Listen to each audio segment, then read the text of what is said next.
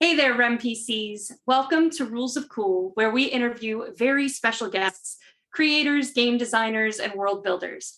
I'm your host, Rem, and today we're going to chat with Emerald Glitch's own Randy Alvarenga, who plays Fisher the Troll Decker. And then stay tuned, because up next at 5 p.m. PST is the next episode of Shadowrun's Sixth World, Emerald Glitch, and the Revenge of the Green Mansion. This week's giveaway is a PDF of Shadowrun's Sixth World Core Rulebook, Seattle Edition, from our wonderful sponsors at Catalyst Game Labs. Type hashtag REMPC in the chat for your free entry to win. For bonus entries, check out remalternis.com/nuyen and patreon.com/remalternis. Your support helps pay our cast and crew, so we greatly appreciate it. Now, time to get right into our conversation for this week. So stay tuned, REMPCs.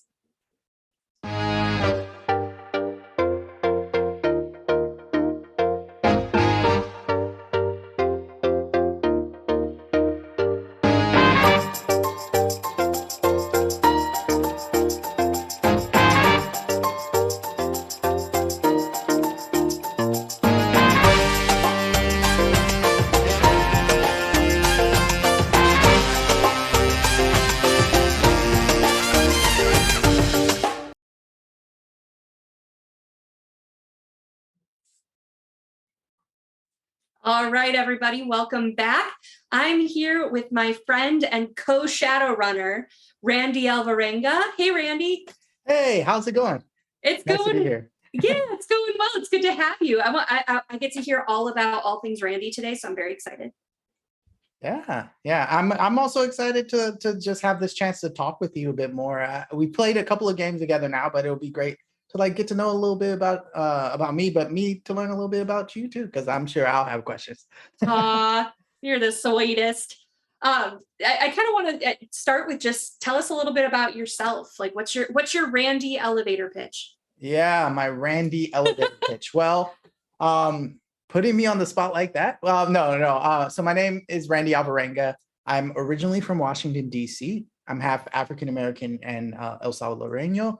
So I grew up in a family that spoke Spanish and English at home sometimes, and my Spanish sucks now. So that's just a fact. I speak Japanese. I was a professional actor, both here in the Seattle area where I am now, but also a few years ago, I returned from 7 years working professionally abroad in Tokyo, Japan. So yeah, that's so stinking cool. So would you say your Japanese is better than your Spanish? Oh, absolutely. I have the highest level of Japanese you can have. That's super cool. So you're fluent. I'm 100% fluent. The last show I did in Japan was Shakespeare in Japanese, which blew, I still can't believe that happened. We need to geek out about Shakespeare sometime. I don't know if this is the best place for it, but folio technique. Have you been trained in folio technique? Oh yeah. Oh my God. Right. Well, now I feel like we have to talk about it. We've lasted 30 seconds before the first tangent, right? Right. So, for those who don't know, Randy, why don't you explain what folio technique is? Well, no. Why don't you start so I can make sure that we're on the same page? I don't want to get it wrong. I did study it, but I feel like you are definitely more the expert there, because most of my study of different techniques in theater were originally in college. So I studied a lot of different techniques a little bit. So I would not say I'm an expert at it by any means. Well, I was very lucky. I got to study in Chicago under the folio Shakespeare teacher that teaches for Chicago Shakespeare. Yeah. And he's phenomenal. Kevin Long is life goals. But folio technique is when back in the day, when you would get the role, let's say that Randy, you're going to be cast as Romeo. And by the way, you go on tomorrow night. So they give you a scroll, which it has your role on it.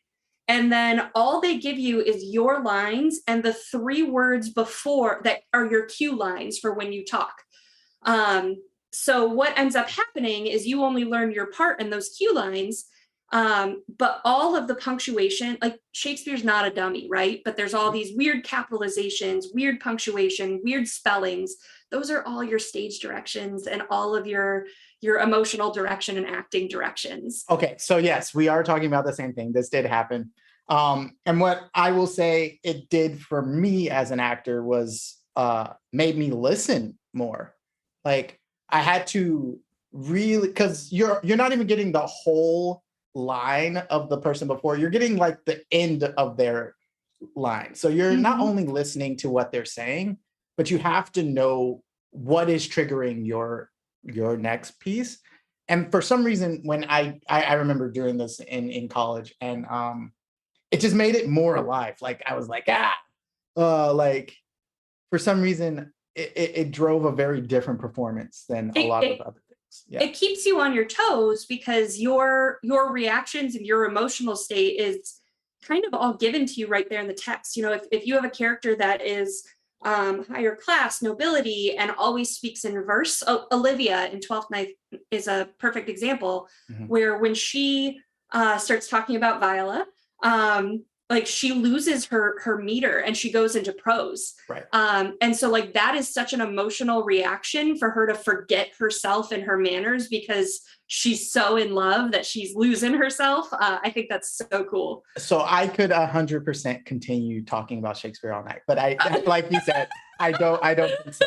But what this did make me want to think about is how has your training as an actor, because we've both been trained as actors, how has that infused your way of playing tabletop RPG games? That's a good question, and I want to ask you things. This is weird. I'm like, wait, what? Sorry. Okay, I can answer that first. Sure. Well, we can take turns, but you go ahead and go first. I want to hear about you. So, for me, first tabletop RPG streaming acting. I didn't know that was a thing that I would enjoy or that I could do as an actor. And so when I first started doing it, I was really unsure how to bring there's a certain amount of improv and those kinds of things that you practice in school that is really helpful. But I think what acting just in general has really brought to my gaming in that way is the ability to like be present and to be in the moment and to like live through that character and to like really hone in on what other people are saying and allow that to affect what I'm doing, what's happening. So like, for example, Curie and Fisher, they're not friends. Right? And Fisher is a lot. Yeah, Fisher's a lot. And that's true. But I wanted him to have like a reason that he's doing this thing, the Shadowrun thing, and he has his sort of idea of what that should be. And that may not be right, but that's sort of what he has. And he has to be able to not just live as himself, but be affected by and changed by everyone around him. And I think Curie, being the way that she is, allows him to do that in a very different way than I was initially anticipating as an actor. But you roll with the punches and you go. Yeah. It's funny because for me, I've told the story of I told myself when I was like in college that I was a dork, not a geek. And two things I would never do is watch Star Trek or play Dungeons and Dragons. I'm a hypocrite. But I fell in love with D&D, and like getting into the characters was a lot of fun, and exploring these different kind of fantasy tropes and stuff like that. But it was what got me to care about Shadowrun was I was in a D&D group, and one of the writers for Shadowrun was in our group. So when a campaign ended, he was like, hey, I want to run this cyberpunk fantasy game for you that takes place in our world 80 years in the future. And there's all these guns and cybernetics and stuff like that. And I'm like, that sounds stupid. But everyone else was like, don't be that way, play. And I was like, fine. But I was just wrapping a show, and I started going through character withdrawal. So I was like, I guess I'll care. And so when I started getting into the world and the character and stuff and the setting, I really fell in love with it. And actually that game was where I first played Curie. So because my GM, the writer, was like, hey, what about a mage? I'm like, fine. Well, what if the mage believes that all magic is actually just science that we don't understand? Fine. Like, and I'm so obsessed with my girl. Like, but I think like in terms of the acting perspective and stuff like that, the ability with Shadowrun for like missions to sit down at a table for 4 hours and just get into character. I've sat at tables before where I'm like, I've played Curie for missions and I'll sit down and be like, hi, everyone. I really want to apologize because I'm not going to be very nice. And that's not who I am as a person, but just wanted to put that out there up front. I like all of you. Now I'm going to be really mean to you. Like Fisher. Yeah. So then like just being able to get into it and like really like feel and emote through it and react with the table and see what's going to happen and have that journey for Curie, that was a lot of fun. And that actually is what inspired Chicago Shadows that we're working on, which is a cyberpunk fantasy series that we're producing. But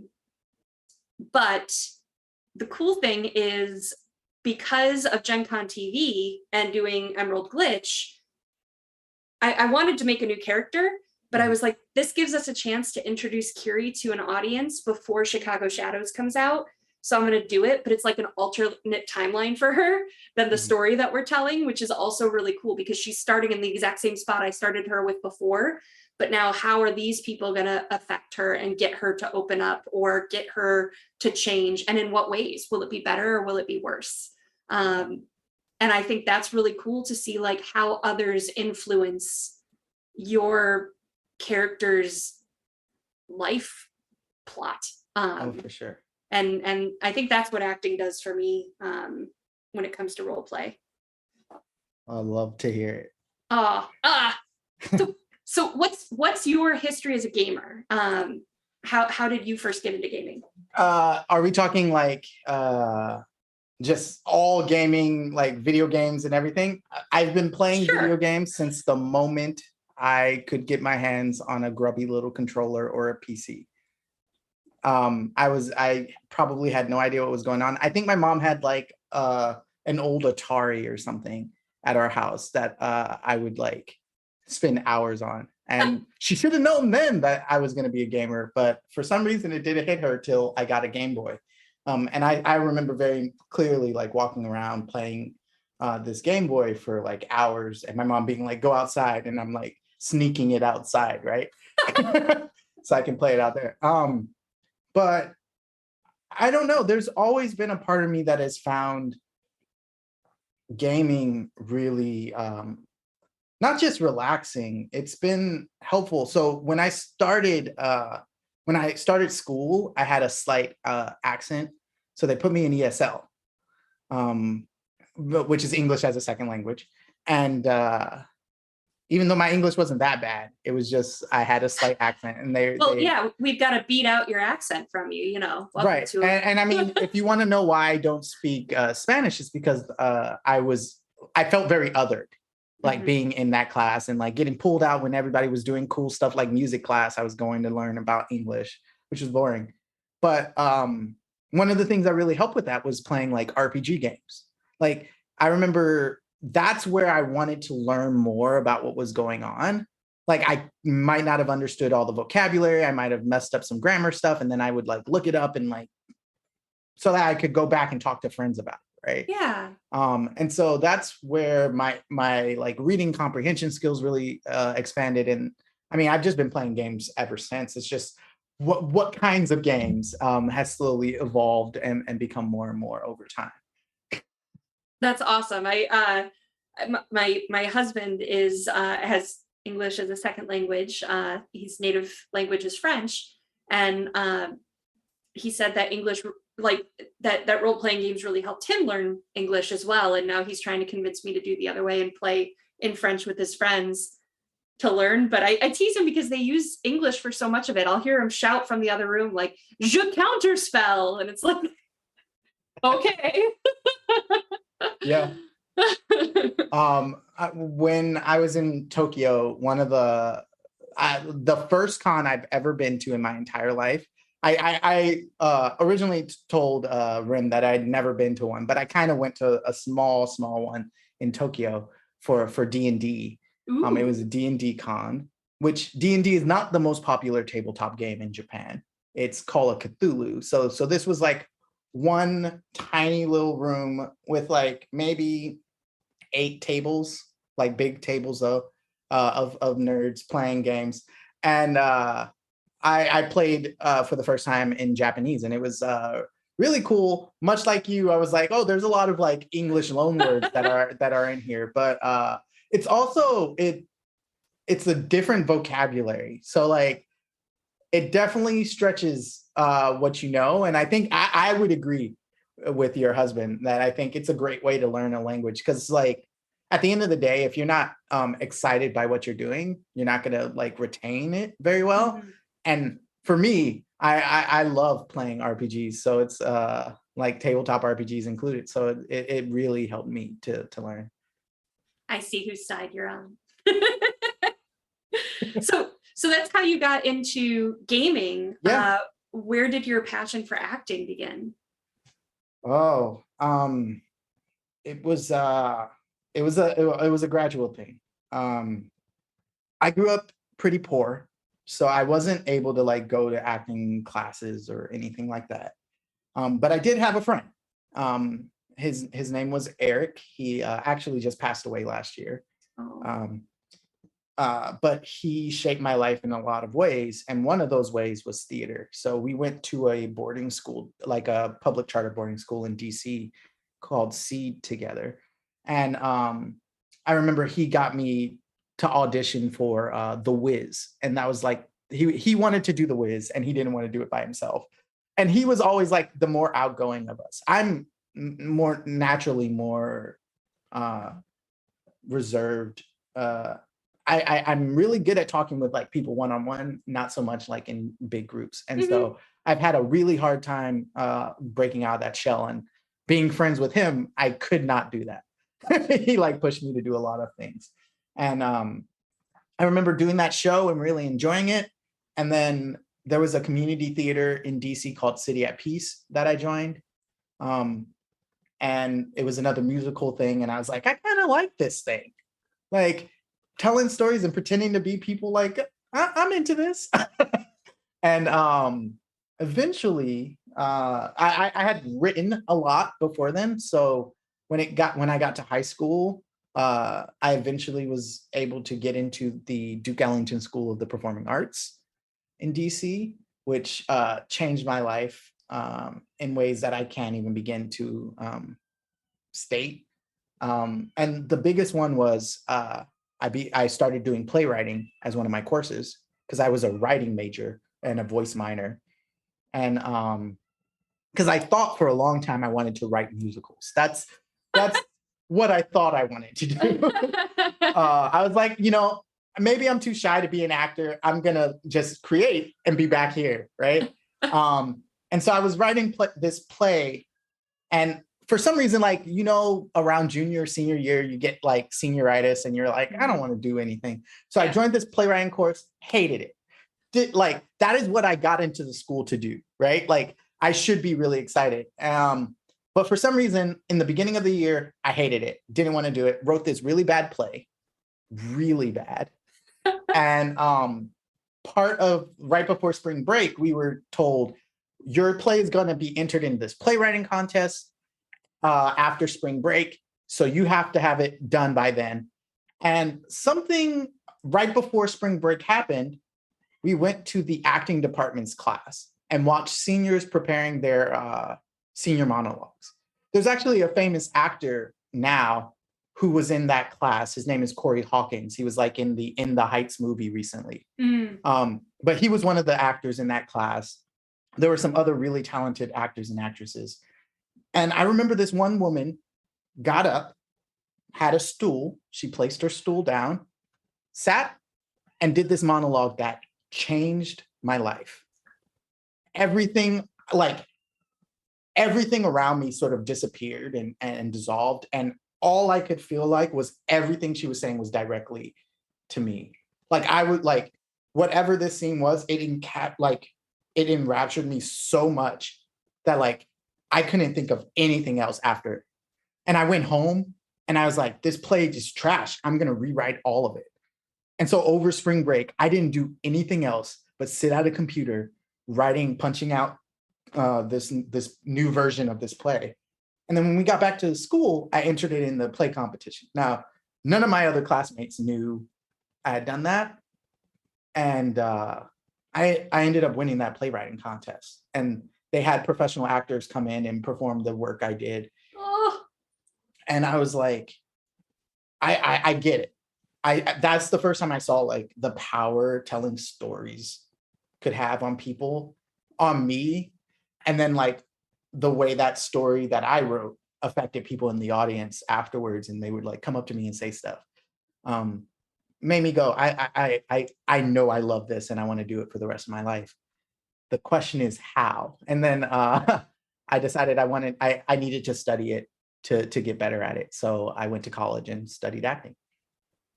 that's so cool. I love that story.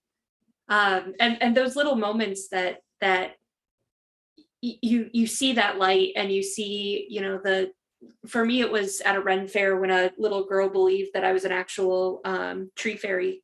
And she saw me I was in the final joust, and, we all get in a fight and I get knocked out by the blacksmith. But at the end, we all get together and we're all friends again and stuff like that. So it's all fine. But the next hour, it was my turn to watch Fairyland. So I went there, and this little girl's sobbing and comes up and hugs my legs. And I look at her mom, and her mom's like, she saw you get hurt at the joust. And I'm like,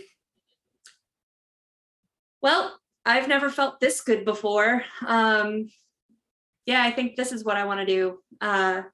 So yeah, those moments that define and like change the course of your future are really, really brilliant. And it's really cool to hear your stories. I think we should do a streamed reading of your play at some point, personally. Maybe. No. So that play is really personal.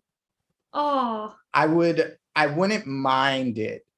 I would have to have a really awesome cast, because like it's near and dear to my heart. But it's also very, very deep and serious. So we'll talk about that and see if that's a possibility. But cool. Yeah. Aw.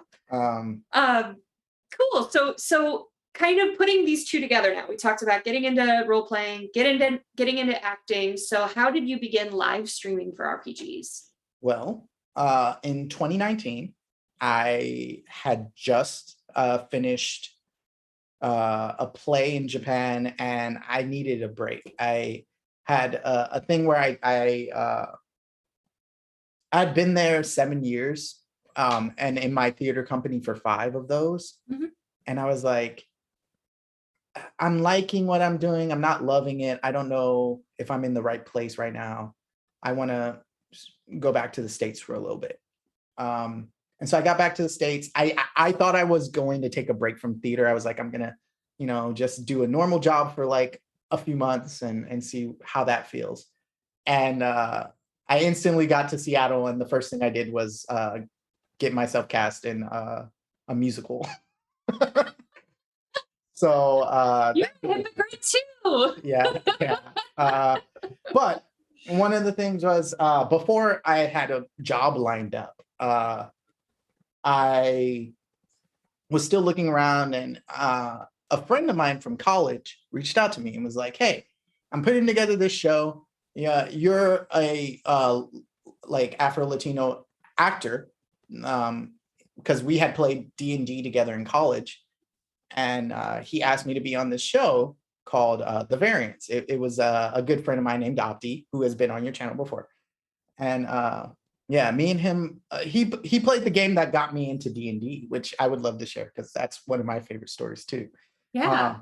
But he invited me to do this live stream, and it was the first time that I had ever been like, oh, what's this? I had seen Critical Role by then, but I was like, I'm not that, so I don't know what this is gonna be, but let's have fun.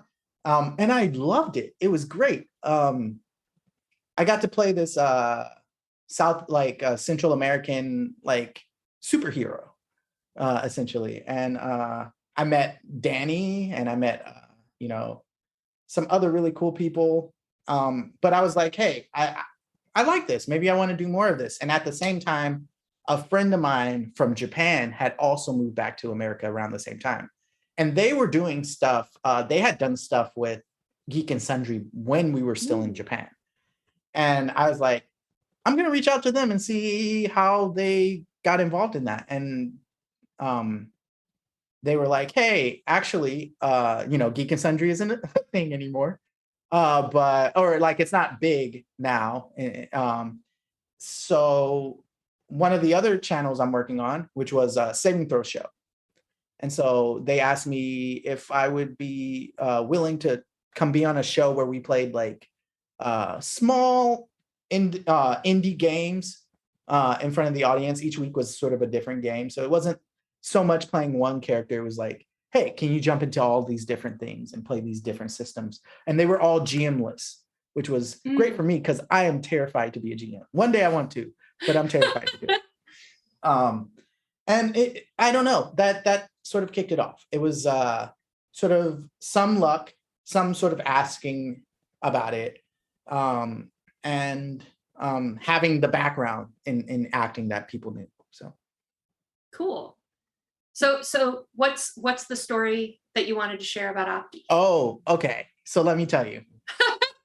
So Opti and his group of friends were all in graduate school at the time. All right. And the guy who's running the game, as the GM, Opti's just another player with me, but all puts the ad in our university bulletin board that's like, hey, looking for another player for D&D. I grew up in the hood. There ain't that much D&D going on. So I had heard about it like through something, and I was like, that's that weird game that people like throw dice and like wear spellcaster hats or something. I don't know what I thought, but I was like, this is gonna be weird. But at the bottom of it was free pizza. And as a college undergraduate, free pizza, I'm there. So I like I emailed the guy and was like, hey, I'd be interested in learning more about how to play in this game. I have no background in this, don't know what's going on. This was probably, I'm trying to remember what, I don't remember what edition it was. Because I think I bought some old books and then I bought some newer books and then later bought some even newer books. It was a lot. But in the very beginning, he was like, yeah, you can play. You don't really need a background. I hope you build a character. Played a ranger. I was a beast ranger because I like animals. And my first character was a ranger too. Yeah, it's a nice class for beginners. But that character had nothing going on. It was just a character sheet. I didn't have like goals. I didn't have like a backstory really. But I was in this great group of people who were all, and they were all like religion graduate students. So I was freaked. I was at this Texas Christian University. I was like, I'm playing D&D with like some religion graduate students. What is my life right now? And but it was super fun. Now at this table, Opti's character was a healer. He was a cleric. All right. And he wanted to be a pacifist cleric. He didn't want to fight people. He wanted to help and do more healing, helping other people. Okay. We also had another guy who was a murder hobo, to the biggest definition of being a murder hobo, to the point where Opti was like, or this is at least how I understood it. He wasn't sure how that character would stay in that group with that guy. Right. So my understanding is, at some point, Opti says, I'm going to play a different character. I want to play a different character. And the GM and him talk, and they concoct this entire idea of what they're going to do to like let his other character leave and, come out. I think he wanted his character to die, like to get killed or something. But that's not what happened. What instead happened were the next 7-8 months us playing this campaign through a bit more. And every once in a while, there would be little notes that were being passed around the table, right? And then, and it was not often enough that you were like, hey, there's some shady stuff going on over here, but there was shady stuff going on. And we get to this big fight. We were playing in the world of Greyhawk, so we were fighting like a big bad evil Ayus because they were in Texas, and that's where in the Greyhawk world that is. So it was this big evil guy. He wants to come back, be reincarnated or something as the avatar of evil, or tabletop stuff. And we get there at this ritual where they're trying to summon him back to the world or something. And we stop the ritual. And there's a virgin girl on an altar, and the bad guys are dead and everything. And Opti's character, instead of doing what we normally would do, which is start greyhawking the area, right? Like taking items, begins to slowly walk over to the altar. Okay? And my character sees this and is like, well, that's really odd. I knock an arrow because I didn't trust it. There was something about the way he said it, and I was like, I don't like this. And he goes, murders the girl, becomes the new avatar for Ayus, and becomes the big bad for the rest of our campaign. So this thing where we played for 7-8 months, I'm sitting here trusting this character, thinking that he's on our side. No, he was there the whole time to kill this girl and to make sure that Ayus was brought back into the world. And so now my character had been betrayed and had a goal in mind to what he wanted to do. And my whole goal for the rest of that campaign was to kill Davnin. That's awesome. Yeah, Opti came back as a much like a cooler character that actually fought. So it was a lot more fun for him, I think, as a player. But it was also just, that was the moment I was like, oh my God, these stories are a lot bigger. And we would play like every night, like once a week, every Sunday night. And I just remember never feeling like, have you ever felt like, hey, I don't really want to do this? Like going to even if you love something, sometimes it's hard to do it. This game was never like that. Every week, so cool. I was there and was all in. So yeah. That's awesome. Oh, I love that. And Opti is a phenomenal storyteller. For those who don't know, Opti has been on previous shows with us before, and is the founder of Fraggy Unicorns Games, and also is a big popular live streamer or podcaster when it comes to Shadowrun. So he has the Neo Anarchist podcast, which is phenomenal for lore for Shadowrun. Shadowrun Origins, I believe he's one of the producers of, and he plays in, and they rotate GMs out and stuff like that. He's done a lot of really great work for Shadowrun, in addition to writing for Shadowrun. So dreams, man. That's awesome, yeah. Randy. I love that story. Mm-hmm. It is why I fell in love with D&D, hands down. So what are some of your all-time favorite games to play, since you kind of got to play a lot of those little indie games, and you've done quite a wide variety now? Yeah, I've done a lot now. So I really love Tin Candles. I just love everything about the way that game brings like just all the mechanics infuse the storytelling with so much more. Like I had the opportunity to play it in person with a couple of friends, and like actually burning like your cards and watching as the lights go out and someone moving the table and a light falling out. And everyone just got quiet, dead silent. We were like joking and laughing before that moment. And then for those who don't know, next week is our one-shot show where Shadowrun takes a break and we play a one-shot of whatever RPG we feel like. Next week is 10 Candles. So check it out. It's a cool game. It's so good. It's super spooky. It is very spooky. Most people will, according to the rules, you're not going to survive. Yeah, the premise is you will die. It's just the question is how. Yeah. And everyone has the agency of affecting that story. And that's what I love about that kind of game. I enjoy Shadowrun. It's a lot. Like I'm still feeling like I don't know everything about my character, which is hard for me because I like to know everything about how my character works, and I can't. But I'm getting better. And something else I love. Savage Worlds. I really, Oh. really love Savage Worlds. Cool. I haven't gotten to play any Savage Worlds yet, so Highly recommend. And the reason for that is I think it's such a flexible system. So for those who don't know, one of the streams that I'm on is a show called Harbingers over on Gone Rogue Entertainment, which is run by Megan Caves Callerman, who was a part of the Deadlands show over on Saving Throw Show originally. So her history in Savage Worlds is so deep. And so she plays it a lot. And she invited me because I had done that show with Saving Throw Show, but also because I was a SAGgy actor. So I'm able to join the union. I haven't because of the area I'm in. But basically, she knew I was a professional actor and was like, hey, I would love you to come audition for this and see if you can be in it.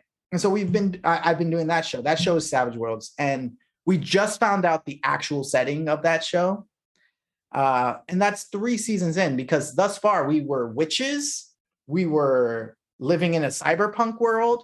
And now we're finally going to be playing in Deadlands setting of some kind. And they've all been connected the entire time. And that, as a player, I had no idea. So the fact that the game can be so drastically different and the rule set is the exact same is really, really cool. Neat. Yeah. Neat. Yeah, it is rough though, because you can die real easy in Savage Worlds. Oh. Yeah, like you basically can ace dice and you just keep rolling them. And I've seen it where, I mean, you like a small little cat on the road, if it attacks you and it aces all of its dice, you can't really do much after a certain point if it just is like a crazy amount of acing. Wow. Yeah, so it is possible to just die like that. That's not all the time though, and that's a rare occasion, but like that's what makes it savage is what I was told. That's what makes it savage. I like that a lot. So you kind of segued perfectly for me. So you're doing Harbingers. What else are you live streaming right now, and where else can we find you? Yeah, so I'm actually at the point in the summer where I'm taking a little break soon. So a lot of stuff is ending. I just finished Call of Cthulhu game over on 12-Sided Dice channel. I'm doing a show called Scarlet Citadel over on Band of Badgers, which is a UK-based production company. And I'm going to be playing another game with them very soon. It's a spooky game, but I can't say much more than that. And then I have another D&D game starting in the fall. And eventually Harbingers will bring back. But Harbingers is shot in a studio. So I go down to LA to shoot that. That's awesome. What is it, like a week straight of gaming and shooting? Yeah, it is a lot. But that's because I'm the only one not down there. And a lot of studios in LA are starting back to shooting in studio. And one of the things that I, as a person of color who's not in the LA market, advise a lot of those companies to think about is if you're really caring about diversity at your tables, you got to really look at other areas beyond just LA. Because yes, there is a very diverse population of performers and people in LA. There's a lot of people who are not able to get to those tables though, as well in other markets. So that's one of the reasons I really was excited about joining Rim Alternis, especially when, Danny invited me to come and be a part of like Clockwork, which was really, really cool. And I've really enjoyed being a part of that show. And even though I'm like on a break right now, well, my character and another character are sort of doing something else, and we're going to have another group of players that we play with as a part of that story. I'm super excited to see where that goes. But yeah, I needed a little break, so in a week, just kind of. Sure.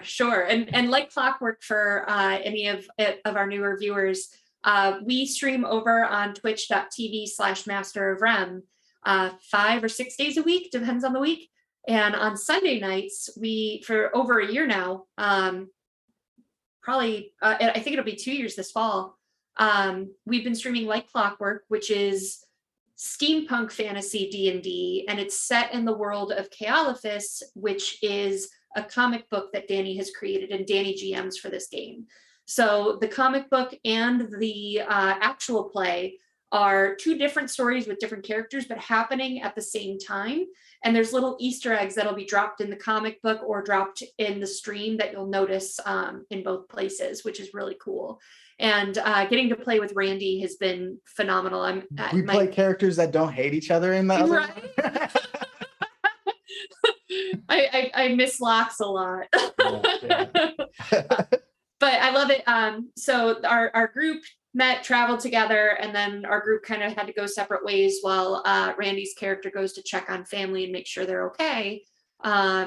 So right now we're keeping the story on with half the group, and then they'll take a break while we come back and see what Randy's character has been doing. Randy and Roland's character are together. And new characters, because I was told there will be some other people joining that. So it'll be, a super awesome way that this story continues to grow and includes other people's. And I think that's a great way to get more people to the table too, because your new cast for Like Clockwork is so great. It's super diverse. It's like I loved seeing. I was like, ooh, who are these people? What are they playing? There's a Warforge. Oh, that's cool. The Warforge has only been in one episode, and it was the very end of the last episode. And I love it because he woke up in like this coffin box, looked up at one of our characters who's a male dragonborn, and just goes, "Mom." oh, I love it. I can't wait to see what happens there. Cool. So since you were in a couple seasons of Harbingers already, you have the old show of the indie games that you did like GM-less stuff with. You did like Clockwork. Where can we go to find all things Randy? So it's hard because I do a lot of stuff with a lot of different channels. That's the one thing. So if you want to come see some stuff that I've done, I would go to my Twitter, because that's where I post about everything. Maybe about a month and a half ago, I was just playing in a charity stream with Abria Iyengar and Eliza Pearl over like playing Coyote and Crow. And like that kind of stuff is only ever going to be on my Twitter, because it's usually like a one-off kind of thing. And I mean, I've gotten to I did a show for Gen Con TV Gen Con Online last year with Saving Throw Show, where we played Mysterium using the Savage World system. We played in like a world based on the Mysterium board game. Cool. There's all of those kinds of things. So would be on my Twitter, which is Roller Raja, ROLLERRAJA. I spell it because it's easy to mess up. And people always, you're not asking, but I will share. The RAJA is actually my initials, because I have 4 names. I knew 3 of them. Yeah. I have a middle name, which is Anival. I love that. By the way, when I listened to your sample for, we haven't talked about we're allowed to talk about it. We're going to talk about it. I was able to book Randy for a Shadowrun audiobook. So it was written by Opti, and it's called Kings of the Streets, and Randy is going to be the narrator for it. And I love how you say your name in the intro. So like now every time I think your name, I'm like, Randy Alvarenga. It's like, if you've ever watched Jeff Dunham, he's got the whole bit about like Jeffa Dunham, like the way he says it, like, so you'll remember his name. I'm like, I'm never going to forget Randy's name ever. Good to know it works. Amazing. Cool. And you gave me an idea too, because I feel like for some of our casts and stuff, we should, we're about to launch a new website, and maybe something that we can work toward too is saying like, where else can you find Randy? And then put a list of links to the different YouTube videos that. So I have like a link tree. It has all of those shows. Like I said, it's on my Twitter. Those kinds of things are, it's hard, I think, when you're the kind of actor who's going around to different channels a lot, which I think if you're in the TTRPG space, a lot of people are doing that. So Yeah. Yeah, definitely. I mean, the cross-pollination of audiences is huge. So cool. Awesome. All right. So I think we have time for one more question. Okay. So what would you say, because you're based in Seattle, right? And we're playing Emerald Glitch takes place in Seattle in 60 years. Yeah. So what are the similarities between real world Seattle and Shadowrun's Emerald City so far that you've noticed? No, that's great. That's great. It's a great question. I think so. First, the area that I'm living in Seattle is a radioactive wasteland in Shadowrun. So my place doesn't exist. At least that's what I've been told. I haven't been there. We haven't been there in game, but Redmond is not. Redmond's really nice, but I guess in the future not so much. And then I would say there's a lot of corporate control in Seattle. Seattle's home to Amazon, thanks Twitch. And Soy bucks. Soy bucks, yeah. There's lots of corporations here, and they have a lot of power. I think there's a lot of dynamics of super wealthy people here and not privileged people, and them all trying to survive in the same city. And I think Shadowrun does a good job of putting some highlight on sort of the bad aspects and people going to stop that and make it better. And yeah, that's what I really think is cool. Cool. Only part of Redmond is apparently a wasteland, so maybe where I am is nice. It was fun when so I lived in Chicago for 7 years, and I found out that the last place I lived, I was one exit away from the wall of the containment zone. So the nuke blast, I was just outside the radius of the nuclear wasteland that is the CZ now. So yeah, I mean, I made my character live in not too far away from where I live now, which is Bellevue, just because I was like, I like Bellevue. I wish I could live in Bellevue. Let's put it out there. My character lives. Cool. I don't even know where Curie lives. It was behind a dumpster in episode 1. So but you have a place now, so that's great. I do now. I need to figure out where it is, I guess. Nearby. Well, awesome, Randy. Thank you for talking with me, and thank you for everything you all the energy that you bring to our streams, to the other streams that you do, and that love of gaming and acting just radiates from you. And I love seeing you succeed in all of these different projects that you have going on. Thanks. Now, everyone else, don't go away, because Randy and I will be right back to play some Shadowrun after a short break. So we'll be right back with our goodbyes.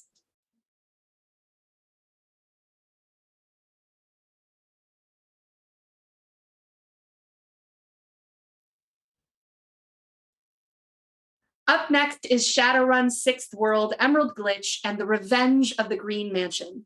Don't forget that we have a wonderful giveaway of a Shadowrun 6th world core rulebook Seattle edition PDF from our sponsors at Catalyst Game Labs. You can enter to win by typing #RemPC in the chat right now. You can get additional entries to win by going to our donation page at remalternis.com/nuyen or patreon.com/remalternis. All donations help to pay our cast and crew and keep producing content. And our biggest donors can have a message read at the end of the episode by the Shadowrunner of their choice. So check it out. And did you know we have more shows like Shadowrun, Emerald Glitch on our Twitch channel? We stream 5 to 6 days a week over on twitch.tv/masterofrem, including the Dresden Files RPG, Shadowrun 5th edition, a living campaign of 6th edition called Shadowrun Denver, and more. So check us out and give us a follow. Thank you all for joining, and we will see you next time, where we will talk with our friend Eric from Norse Foundry, and we'll be talking all things dice. So anyone who's a dice goblin won't want to miss it. We'll see you next week. Bye, RemPCs.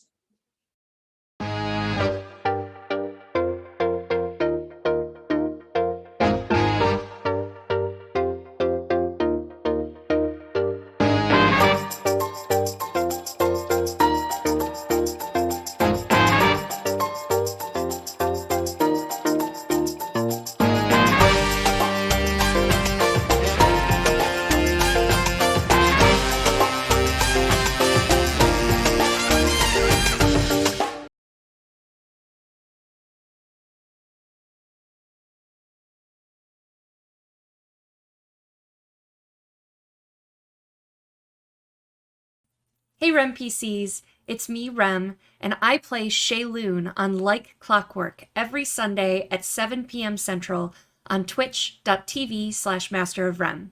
If you are anything like me, I get very excited to know everything about my character's life and backstory. But have you ever thought about how they smell? I hadn't until I found Pure Alchemy soaps. And I have with me today my very own box of Shaylun. So let's check it out together. I've got my very own Shaylun Ayun little tag here in pretty handwriting. That's so nice. Now Shaylun is a lawful good. Ooh,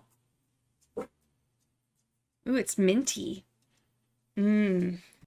There it is. Ooh, like maybe a little floral, a little rosy. And the last is she's a wizard. Harry. Oh, that's nice. It's got like a more spicy, like a patchouli. So let's give a whiff all together of what makes up a Shaylun. So lawful good, gnome, wizard. Oh, that's really nice. These are handmade and custom to your favorite character. And when you become as obsessed as I am, you can also get liquid soap potions of haste, health, and mana, or potions of prevent disease, or what muggles call hand sanitizer. Seriously, go check them out at purealchemysoaps.etsy.com and start loading your coin pouch because they have a new gelatinous cube soap Kickstarter coming soon. Don't miss it. What a spell! Spell! She says spell like 92 times. You gotta feel it. Spell.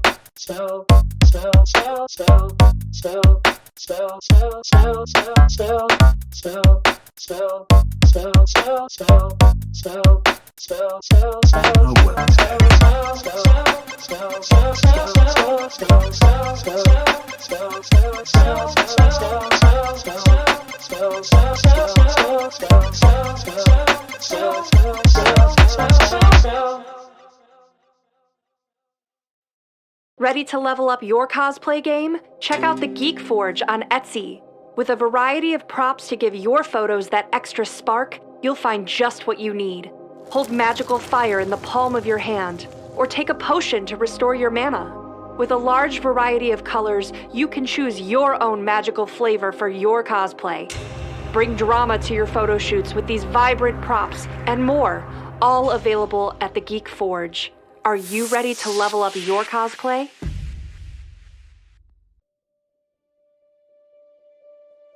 In the land revealed beyond the shroud, they came in search of answers.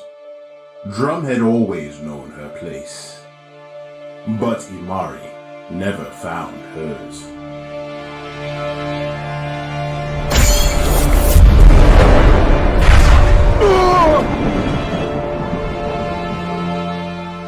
Which stories rest in this arcane book?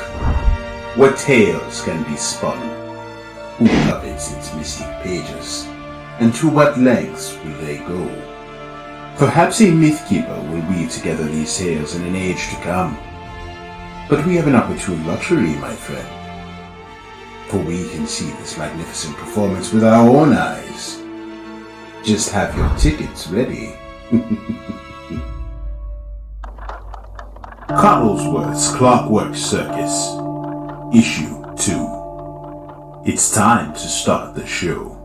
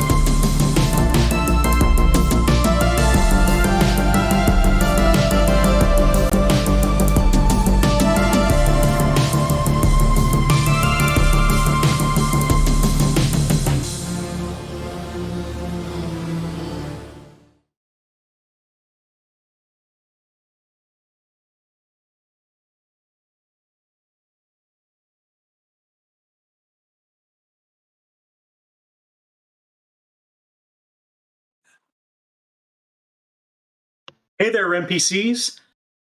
Welcome to our actual play of Shadowrun's 6th World, Emerald Glitch. I'm your GM, Bob, Dr. Meat Grinder Loper, and tonight we continue with part 2 of Revenge of the Green Mansion. So previously on Emerald Glitch, I still have to work on getting that tone down a little bit more. Previously Yes. Infighting. Yes, infighting. There was a whole thing of, oh my gosh, so much stuff. There was the intro to the mob war outside Curie's new window. There was a whole bunch of research completed by Fisher, investigating the Green Mansion and some of its secrets. Like obsessive, like psychotic. You go around murdering people. And I'm the weird one. It's a lot on who you ask. But apparently it has, so the Green Mansion apparently has ties to the mob war in 2071, so 11 years ago. When apparently most of the Green Tie associates were killed. So all we have seen any sign of so far are Mr. Bell, the one and only, and the concierge, whom our runners met last time. She hired them for a job to perform a reservation for whomever is stirring up the current mob war, and a bag delivery for any appropriate evidence. And the mission they're working on now, which is a wake-up call to a Mr. Luigi Bianco, who's the maitre d' at Gianelli's restaurant. So, while staking out the restaurant, our runners found out, Violet found out specifically that there was someone in the roost doing surveillance on the restaurant. There's a sniper's roost down the block and on top of a building that Nova had staked out a couple of days earlier when you were here. But you discovered that Detective Boone was the one doing surveillance in that roost. So he was subsequently hacked and his recording deleted. And then there was the showtime, as it were, for Mr. Bell. As Mr. Bell slipped into the back of Luigi's car, waiting for him to get off work. And then there was a chloroforming, except with trank patches. So as you've now pulled the unconscious body of Luigi Bianco into the van, it's now pretty crowded in the van because he's a big dude. He's not troll big, but he is a big dude. And you guys see now that he's got trank patches. He's got 3 of them stuck to his face in various places. As in barely enough nose space for him to breathe. Do you think that might be overkill? No pun intended. You know, I did it on a whim. Okay. So I think we're now having another awkward van ride as you guys take him to a dock. I believe the plan was to perform said wake-up call. And I'm cradling him ever so gently in my arms as he's sitting, like, kind of leaning on my lap.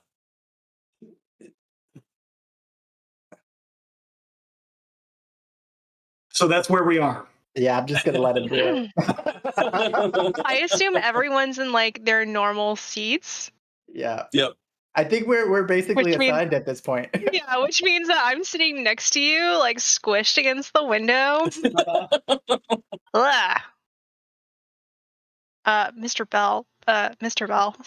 And this guy's probably sort of half on the floor, half on the seat, because that's about all the room there is, with 2 of you already sitting in the seat. Yeah, it's like I slid into the door and just slumped into the the seat there, and then we close the door behind. Mr. Bill, Yes. can you get him off my shoulder, please? Just Oh, certainly. I'm sorry. thanks. Any more questions? We don't have much time before the security measures go back into place. So I I think would that's like to cast Mind Link on between myself and Mr. Bell. ooh, mind link. You really want to get in there, huh? Mhm. So how Mind Link works, it's not Mind Probe, it's Mind Link. So Oh, basically I know Mind we Link. control what gets seen and heard. I got 7 hits. You what now? I'm trying to telepathically communicate with you. Yeah.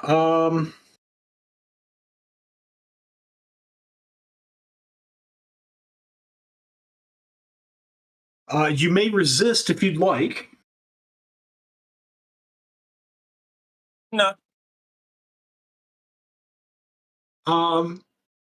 Actually, I'm going to ask you to roll 2 dice anyway Okay. to resist. So just roll 2 dice. 2d6. Yeah. Cool. Let's see if I can do it this way.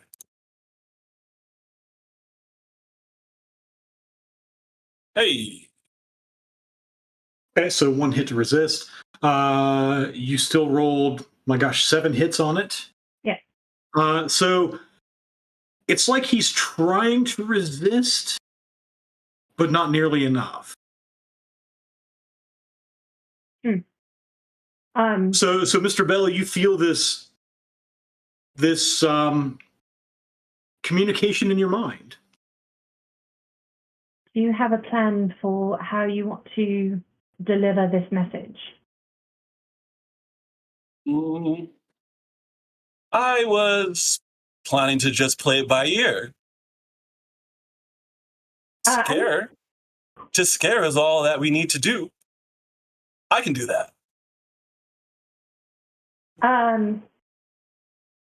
As he says scare, I start to send an image to him, but as he says scare, the image darkens almost like I'm like, oh, I shouldn't have said this. But you get the sense of the smell of burning flesh. And you see an image of like on his stomach, a burn that says no trespassing, but it's like upside down. So like when he would look down, he would be able to read it. I say out loud, I like the way you think. Thank you. Where did that come from? And then in 5, 4, 3, 2, my smile zips onto my face again. We watched it happen this time. Hello, Mr. Otherbell. Welcome back. I've been here the whole time. Yeah. Fisher, would you like to do a search on this gentleman's background? Before, I mean, yeah, I would. He says that as he's already been typing into his comm link to everyone except Mr. Bell, just saying, we have to figure out how we can allow the real Mr. Bell more time. We probably don't need to worry about that now, but he probably has a lot of information on the Green Mansion and stuff that we might want. Just a thought. And an inquisitive, like, little emoji at the end of a troll. I reply back. Are you sure? At least with the other Mr. Bell, he's still typing. He's like, oh yeah, I'll get to that research in a second. At least with the other Mr. Bell, we know what we're getting. He at least is straightforward. This guy, I don't trust him. That smile. And I just look back But do we know what we're getting? We only met him for like 5 minutes. No, that's the same guy who was like dancing down the hallways and like, whispering murdery stuff in people's ears. Like, that's the real Mr. Bell. At least that's what I think. I don't know how I feel about any of this. And it's an upside down smiley face. Cool. I guess I'm gonna dig into this guy's background. Okay. All right. And I guess while you were typing, an address, family, a day life, any information we can get. Now, what's the magic word, Mr. Bell? Is it please? It is. Good job. I don't like it. All right. Let's do. Ooh, that's bad.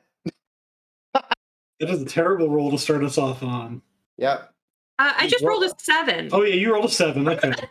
Yeah. Yeah. My mind ignores rolls over 6. Just kidding. And you've noticed every single roll made in this game. Like 90% of all. So, since you had the license plate, what you do find is you find an address for him. So it pulls up. You have no trouble like accessing the SIN that's broadcast, and he's got an address listed. It's like 2 blocks from where you guys took him. I go, oh, his house is not too far. When we drop him off, we might be able to get some info from there too. But that's all about I could find. Yeah, that's about all you get. With the one hit, right? Yeah. I don't tell you that. I go, oh, it was so arduous. He's got all this cybersecurity hiding all of it. But this is what I was able to pull. I believe you. You're great at your job, Fisher. On the inside, he's kind of breaking down. He's like, all right. So where are we taking him? To Tacoma Docks, right? That's Yeah. what we. That was my understanding, is that you guys were looking for a deserted dock in Tacoma. Yep. To do something. And I think we were pretty vague about that before we ended last time. Maybe we should go back to that warehouse that we were in and go to that dead body room and put him in there. That's Roland talking. Yeah. Not All right. I find the nearest dock, and I guess we call up the Green Mansion to say, hey, we're ready to scare this guy sufficiently. No, let's just do it. Okay. We try to find like the classic abandoned warehouse. It's spooky. There are like boards, and maybe even AR boards on windows. Yeah, so you have no trouble finding a deserted warehouse. It's deserted. It's not in great shape, and go ahead and make a. We'll call it for you, Fisher, an intuition plus edge. I just kind of want to see how lucky you are when you find this place.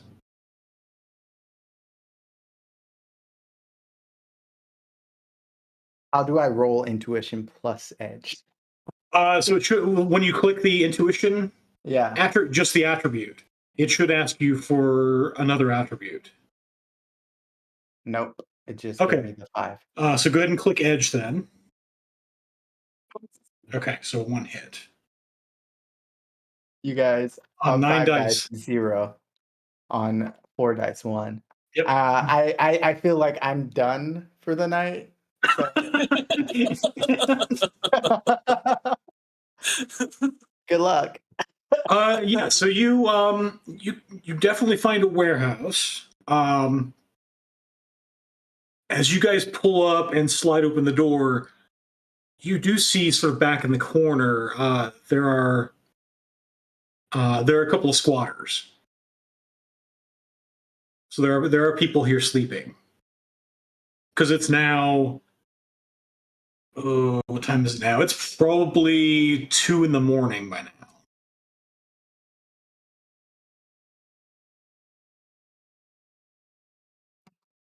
Drag them in the warehouse. Yeah. Do we need to get rid of the squatters or not worry about them? Are there any offices in the warehouse, or I'm sorry?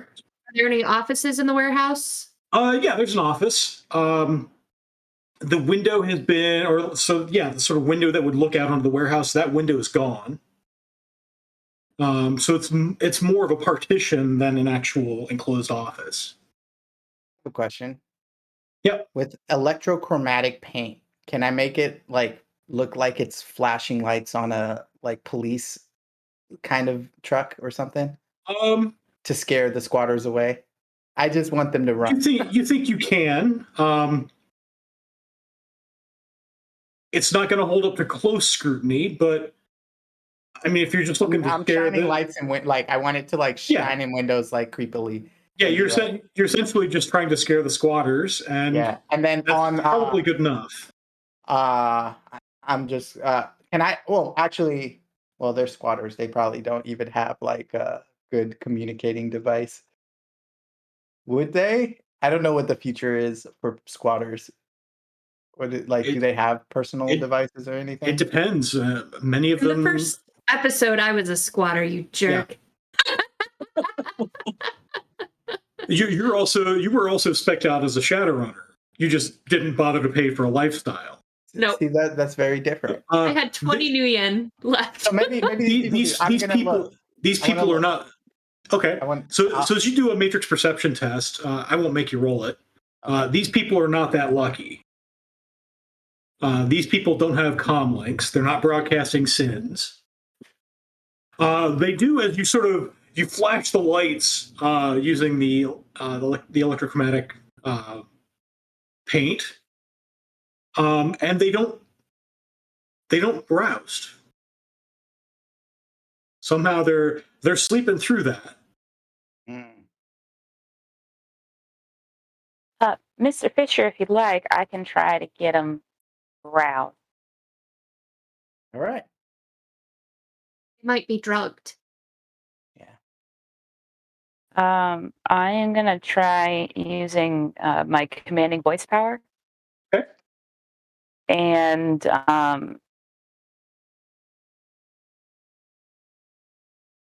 just sort of as we're driving by, flashing these lights and trying to be intimidating and say, all right, y'all know the drill. You can't sleep here. You got to move on. Y'all need to move on before you get put in the tank for the night. So go ahead and move on.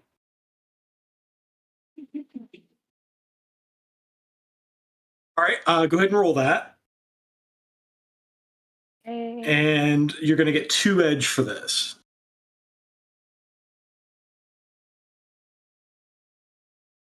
Cool.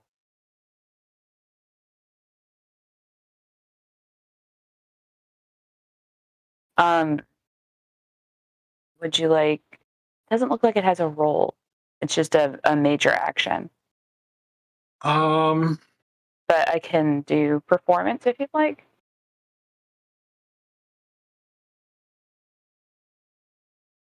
This will be more intimidation. Okay.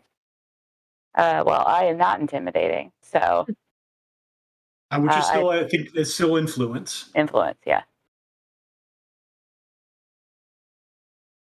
And it is influence. It's right there in the description. And I get an additional die. Yeah.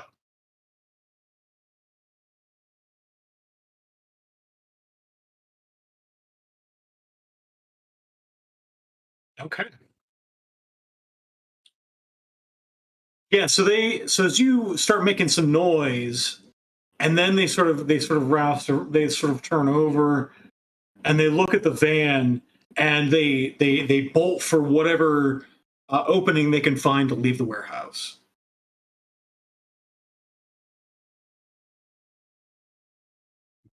I start clapping because I'm a fan of Violet. That was great. All right, warehouse should be clean. As You we're wanna call the group? entering, I leave it to you. oh, sorry. Would it be useful for us to interrogate this gentleman on information that he may know about the Mafia War?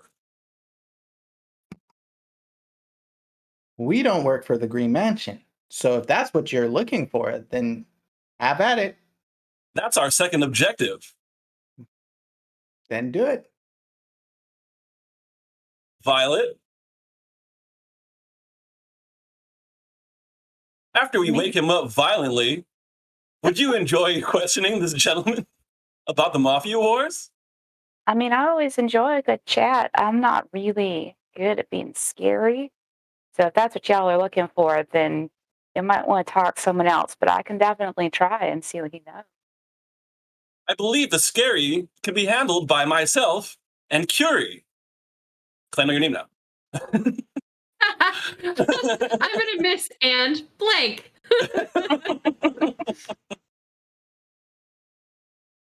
Possibly Nova.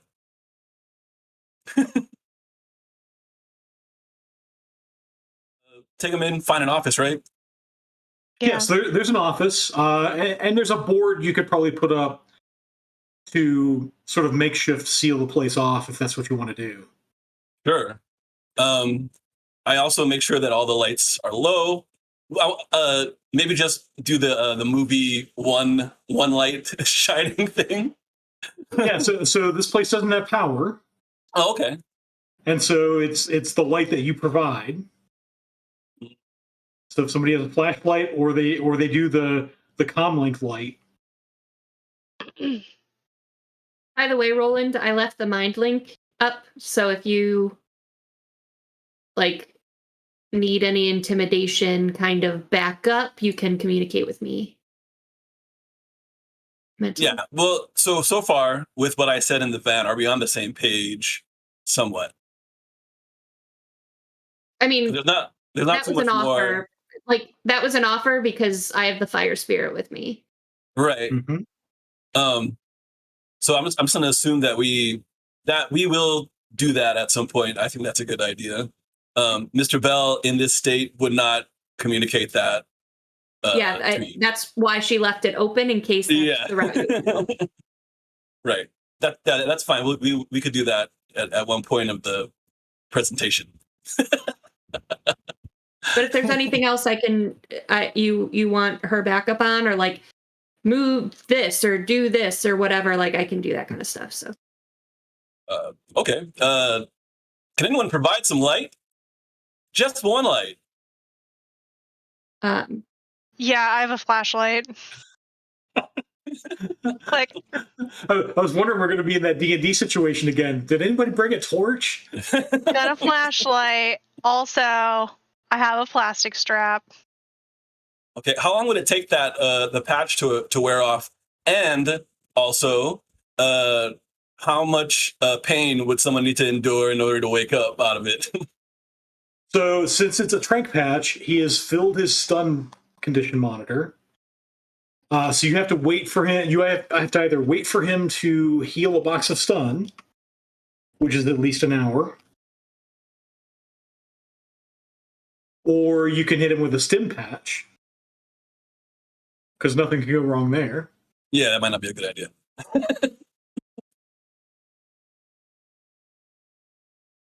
Yep. Mm-hmm. Absolutely. Oh. Yeah. Okay. So is he? So the stim patch will heal its rating in heal. It removes that amount of stun damage for an amount of time that's usually 10 minutes times the rating. After that time passes, all that stun comes back +1. Oh. Do I even have that? Does anybody have that? Have stim patches? Mm-hmm. I have plenty. Or do we get some from that? Actually, as I think about it That now, encounter? in 6th edition, you can do first aid. No, you can do med kit to do heal stun damage. I'd rather medkit. waste a stim patch on someone than a Then the kit supply, yeah. Yeah. I have lots of them though. Yeah, Yeah, because first aid has to be applied fairly quickly after the damage. And don't deny Randy's offer, or he'll never return it again. I'm fine with holding on to my stim Because patches. you did it to me already. So sorry, what did you say? I'm fine holding on to my stim patches if Randy wants to use, Yes. if Fisher wants to do his. Yeah. Okay, so out of character, my plan is just like a good old fashioned. He wakes up groggy in a weird place, deliver a verbal message, and then Curie comes in and burns the message onto his stomach, like you said. Hopefully wide awake then. Violet asks questions with the threat of more violence. That sound fair? Anybody want to add anything else? Nope. No. Just tell me when to do the medkit thing and how to do it. Wait, we're gonna use the medkit or the stim patches? We're doing the stim patches. I thought Randy offered to use his med kit. Oh, I thought you had stims. I have stims. I also have a few, but I'm not using them for this. So, Fisher, as soon as you're like, can someone help? I try to stifle rolling my eyes and I help. Well, what kind of showing you how to do it? Okay. Okay. I'm fine with that. All right. So do you want to assist me with first aid roll then? Yeah. So if you're using the med kit, you use a you either use your biotech plus logic or the med kit's rating plus logic.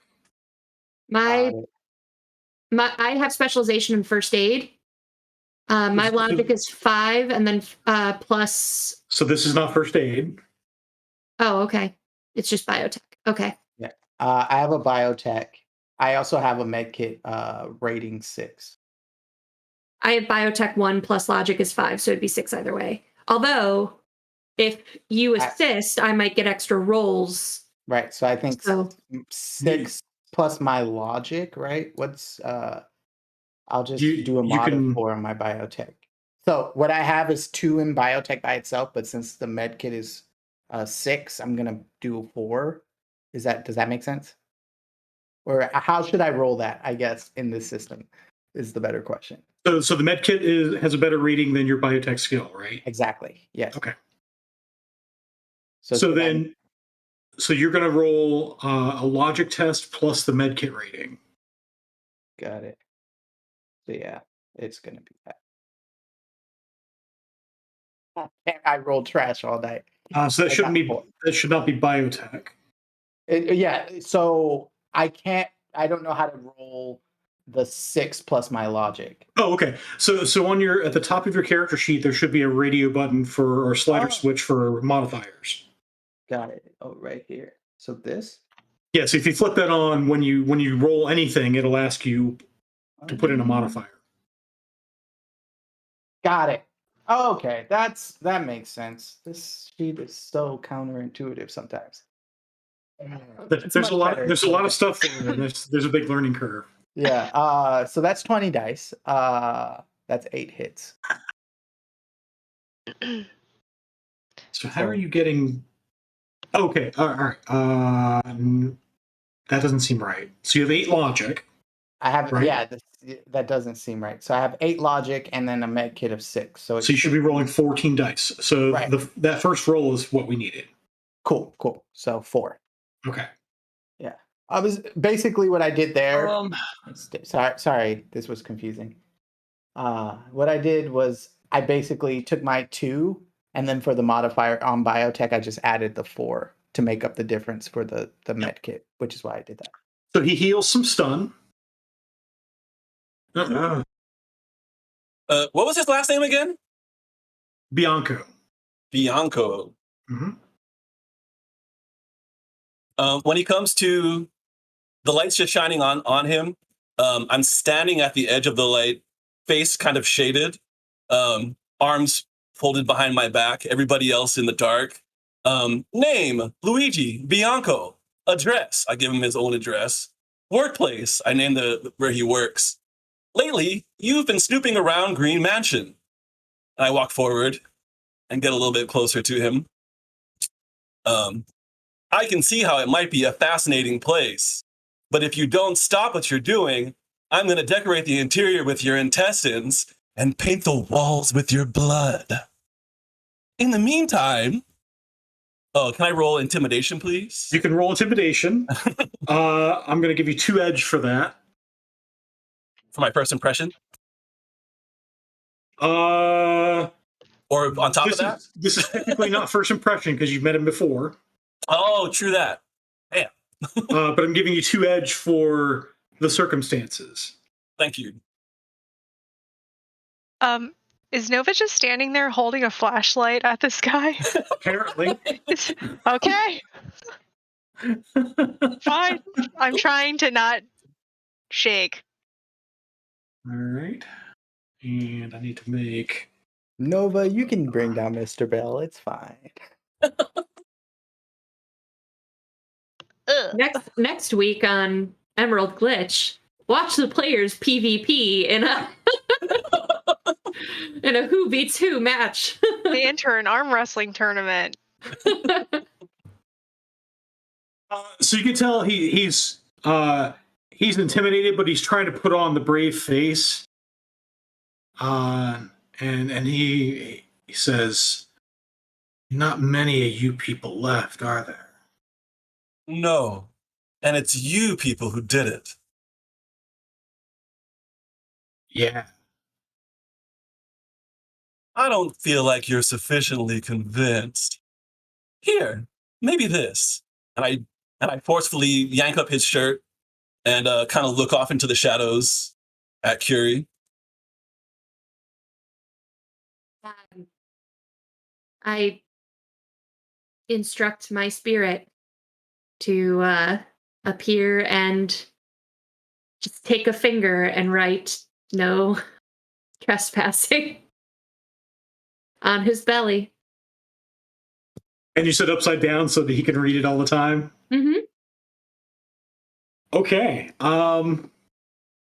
Mentally, I don't say that out loud. Right, because you're mind linked with your spirit. Yep. So the spirit appears, and there's suddenly much more light in the room because it is a being of fire. I'm going to ask everybody except for Mr. Bell and Curie to go ahead and make a composure test. Yeah, I'm trying to close my eyes. This is terrifying. I stand up back in my composed position with my arms folded behind my back.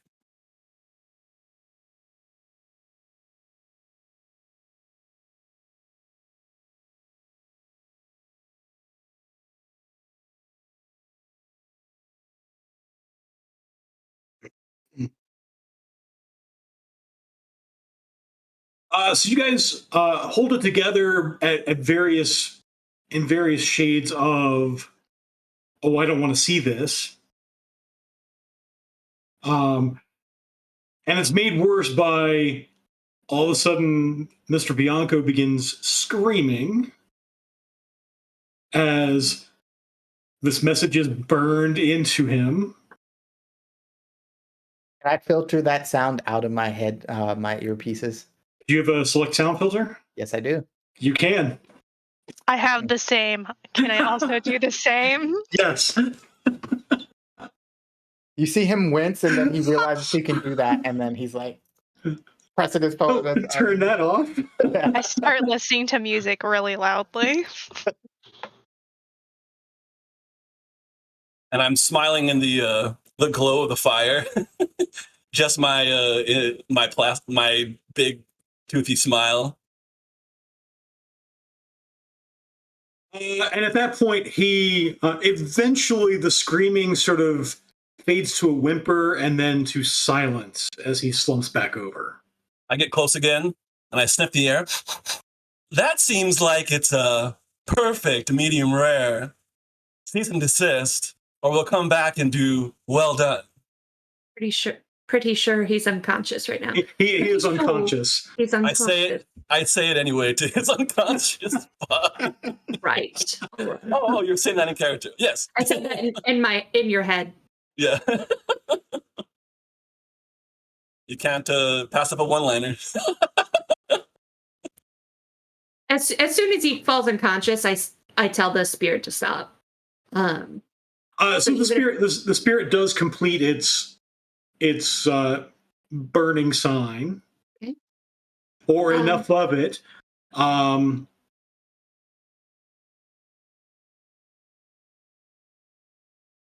But sometime after that, he was still screaming, and then eventually went silent. As soon as the spirit is done,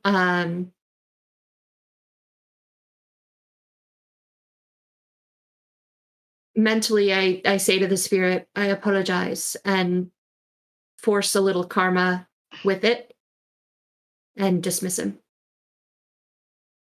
Okay. It says before it vanishes, karma, and I get to burn someone. How glorious. And it goes back to its home. I thought it would have been mad at me, but all right. Cool. The creepy fire friend now. Apparently fire spirits like to burn things. Yeah. I assume I can smell burning flesh, right? Oh yeah. Oh, I throw up in the corner. I throw up in the corner, and then between each heave, I click my flashlight at them in anger, and then throw up some more.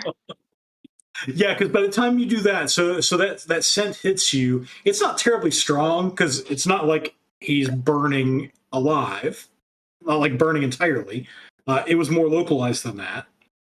But that scent does hit you, and as you go to the corner and start flickering, you guys realize that now this flickering flashlight is now the only light remaining in the room.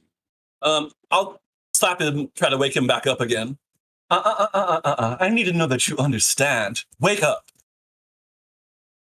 He's still unconscious. I'll grab a stim patch and hand it to Mr. Bell. But as I hand it, if he cares to notice, my eyes are like angry rage tears. Like my eyes are very hard and like almost a little panicked. But they're filled with tears too. So you put the stim patch on him? Yep. And I'll just take it with my hand, and as I'm slapping his face, I'll just take it with my hand and slap him in the face with it as well. He now has 4 patches on him. All right. Mm-hmm. So what's the rating of the stim patch?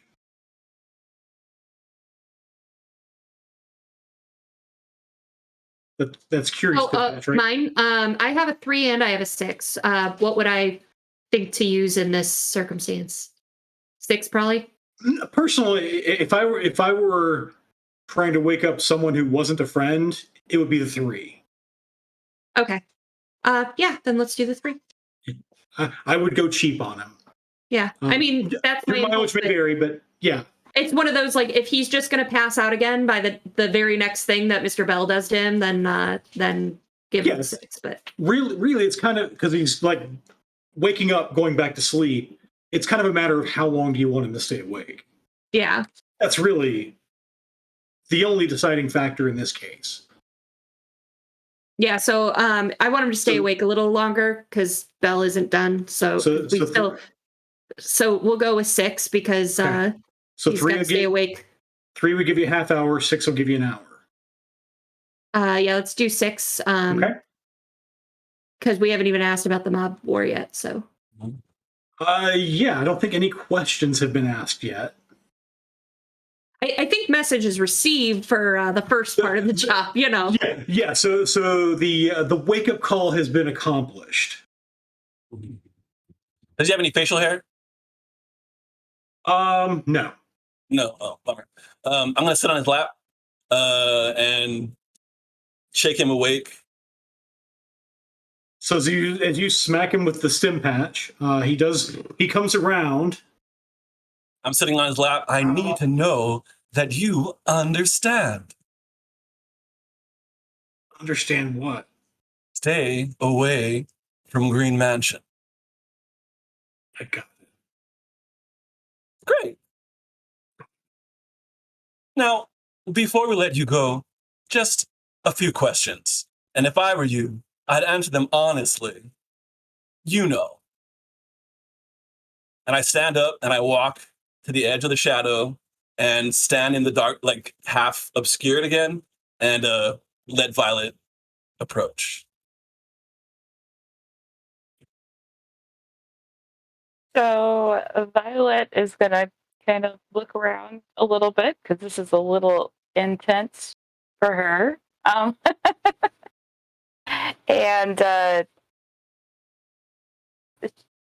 she's going to pull up another chair and kind of sit across from him and say, now, Mr. Bianca, we know that you've been involved with some of these folks from this here mafia. You're breaking up again. I'm so sorry. We just want to know exactly what's happening.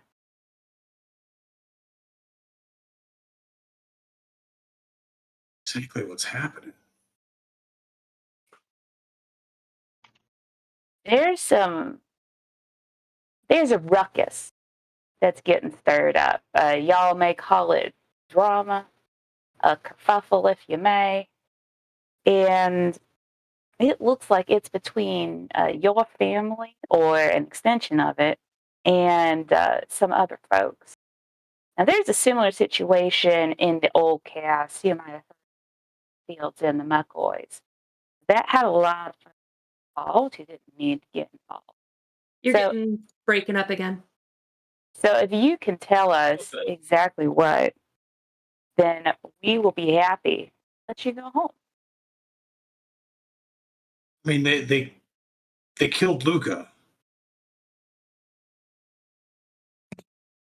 Who is this they you're speaking of? I just want him to say it. The Octagon Triad. What does that have to do They killed Luca Giordano. But what does that have to do with the Green Mansion? Why would you be staking that out?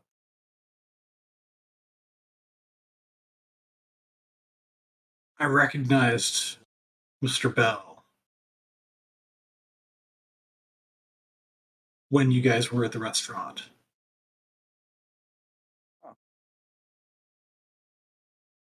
Like the two of you are old friends, or like he sort of leans back. He's confused. Where do you know him from? He's looking. He's not looking at you. He is looking at Mr. Bell. But he says,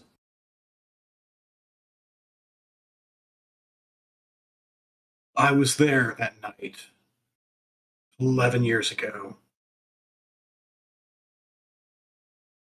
I'm one of the ones that made it out alive. So far.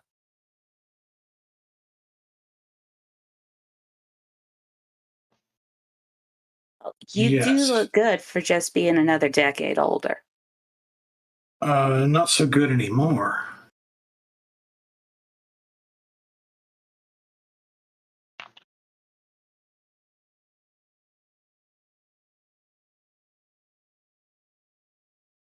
So can we speed this up and you can just tell us the whole story and what happened? And this is in character. Okay. The faster you talk about what happened 11 years ago and why the mob war is happening, the sooner you get to leave. The Green Mansion likes to stick its nose in where it doesn't belong. My understanding is the Green Mansion sticks its nose in wherever it's paid to stick its nose in. And it doesn't belong in Gianelli family business. I'll tell that to the people who paid the Green Mansion.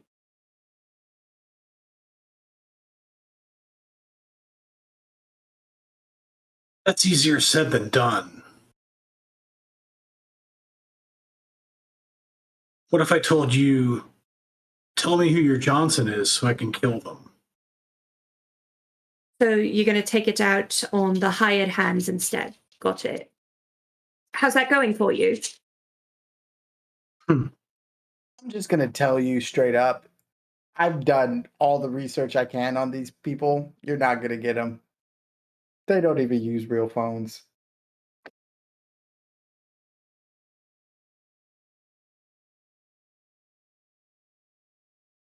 I was just making sure that night. It's just the one guy now, Mr. Bell.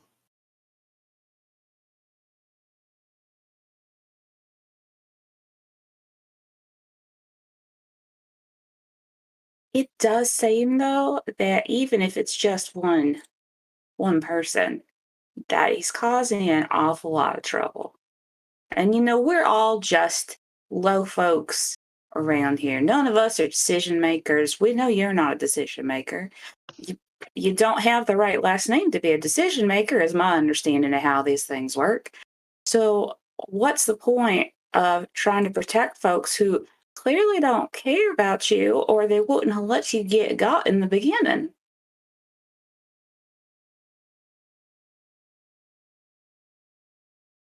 Yeah, I'm not part of the family. Proper. But I know my place. So were you involved in what happened 11 years ago then? I was there. Would you care to enlighten us as to what happened? Because it doesn't, at least from what I know, sound like your team ended up too well. Oh, there was a lot of death that night.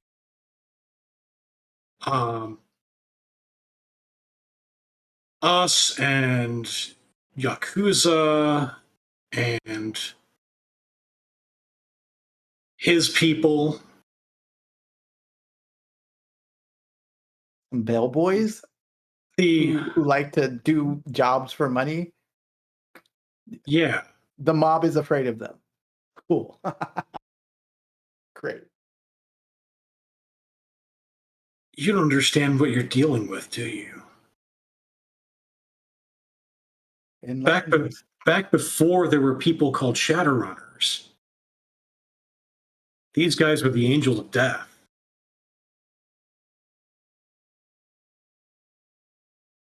I look over that you never heard of them before makes it even scarier.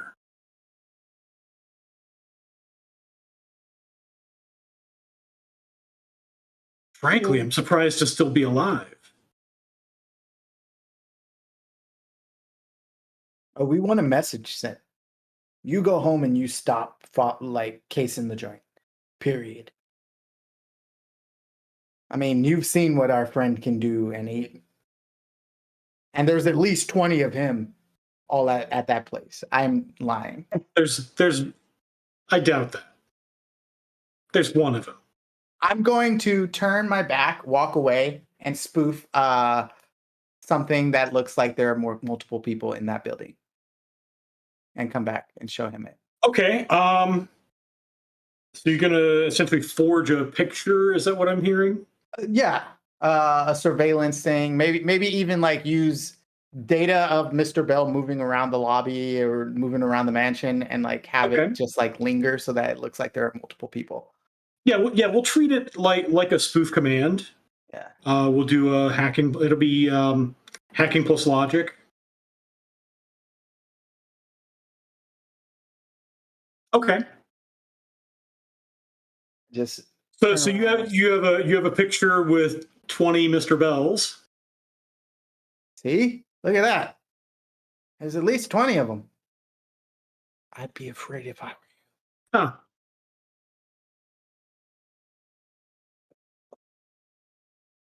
Also, It's if good we to can know. get back to the point at hand, why is the family fighting with these octo gangers? The Octagon Triad. Yeah, whatever. Huh. Because they killed Luca Giordano. It's the Giordano family, right? No. Oh, okay. And who's that and why did they mess up? It's the Gianelli family. Gotcha. I thought I would have recognized Giordano. I lived in Chicago, okay? Yeah. So well, yeah, Giordano I kind of lifted from a restaurant. Yeah, it's the pizza place. If you bring in the Malnati's, that's going to be an all-out war that we can't stop. So, but you've heard the name, out of character. You've heard the name Luca Giordano. He was the Johnson who hired you to. That's right. To mop up Minor Nine's mess. The one you checked in spirit on the beach. Yeah. When we were on our way there. You know, I should do a better job at remembering the dead bodies I touch. I think you still have it. I think Fisher still has his comm link. Yeah. I'm not saying about that. Yep. Because there are other things you found from that that you probably don't want this guy to know. That's fair. So, why does he matter? I mean, he was an up and comer. He was going to be. I mean, he was on the track to be made in a few years. He was going to be a consigliere in a few years. He was family. So this is he was as close as you could get to family without being born with a name.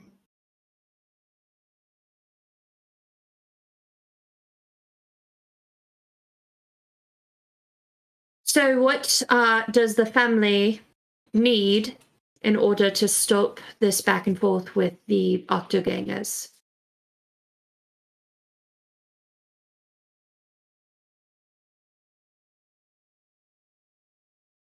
I can't stop it at this point. So they just all need to die out. That's what's going to stop it. Yeah. I think he's told us all he really knows. Well, I do have one more question for you. How do y'all know that it was these triad folks? Where's your evidence? Where's your receipts, as the kids say? What am I, a 10 star? I don't know. That's why I asked you. You know the family business, so how? I don't imagine that a mafioso family is going to make some attack unprovoked without some sort of support and evidence to make sure you got the right folks.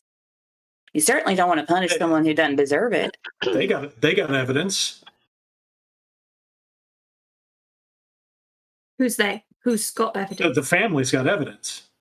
Right. We're talking with a small fry, and he can't do very. Yeah. So that's the sense you get now is that there are definitely limits to what he might know, and you have reached those limits because he is.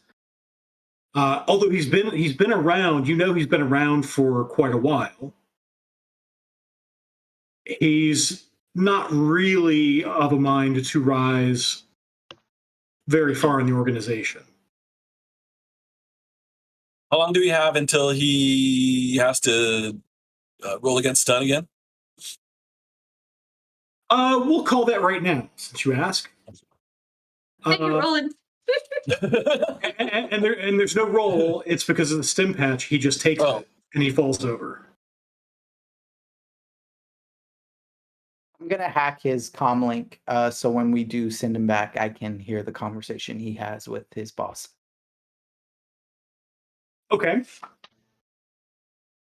So go ahead and make a hacking plus logic test. All right. And then we'll call it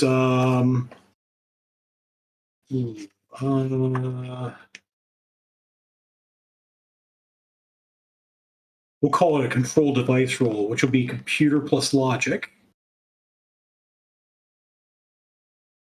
Oh, that makes me happy. Really? Okay. Oh, and I need to roll a couple things here. I'm good. How do I re-roll all of my misses? How many edges? It costs you 4 edge to reroll your miss pool. I'm gonna do that. 'Cause I want to make sure I get it. So that's 10.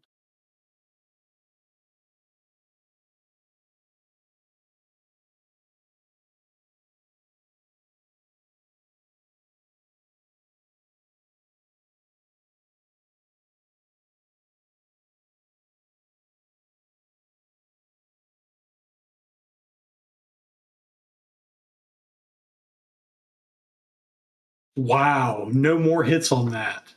Yeah. This Yikes. virtual table top hates me today. That's ugly. You should leave and come back. Reset. Go to timeout. It's not me. So you think you've set it up. It'll last for basically it'll last as long as the back door lasts. Okay. I think we should let this guy go. He's not going to be able to give us much more than this, I think.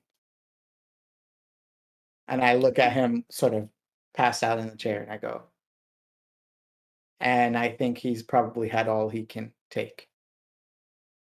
I'm certain he can take more, but I think he got the message.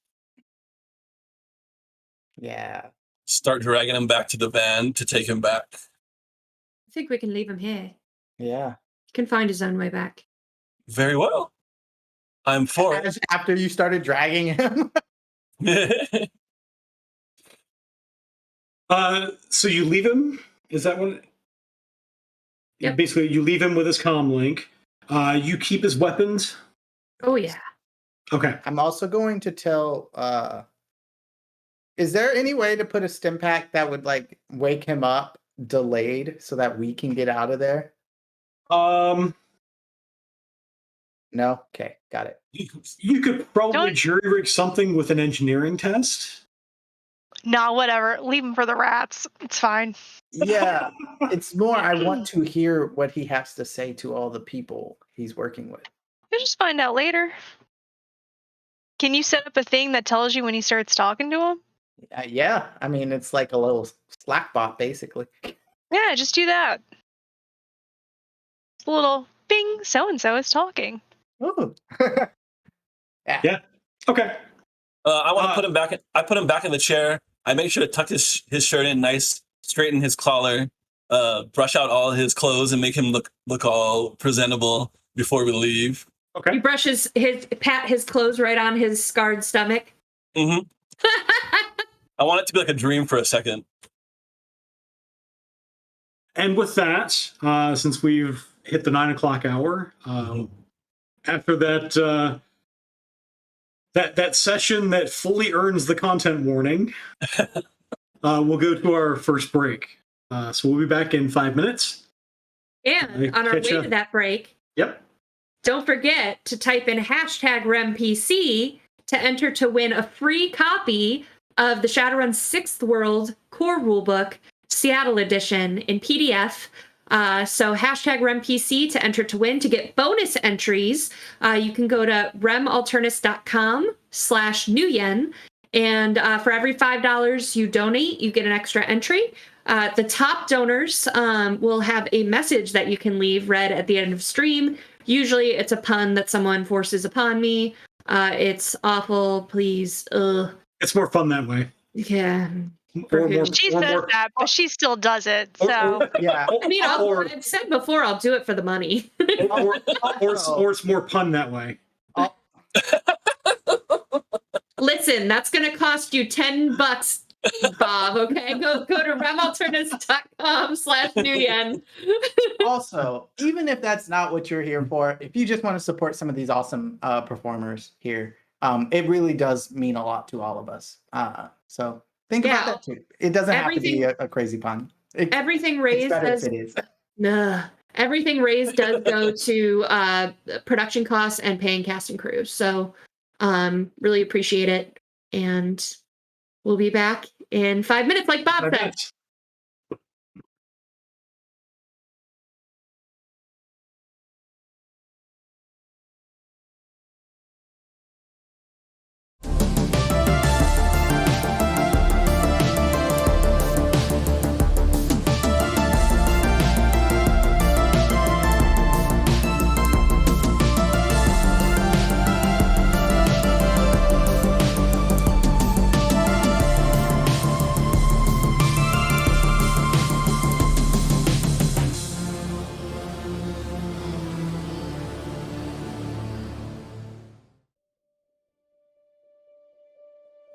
In the land revealed beyond the shroud, they came in search of answers. Drum had always known her place, but Imari never found hers.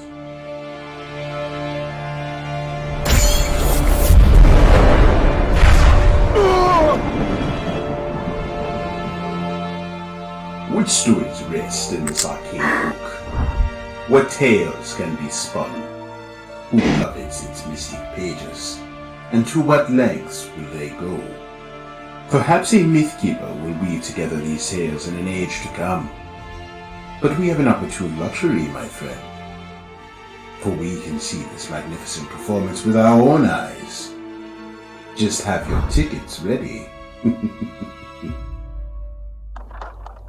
Cobblesworth's Clockwork Circus, Issue 2. It's time to start the show.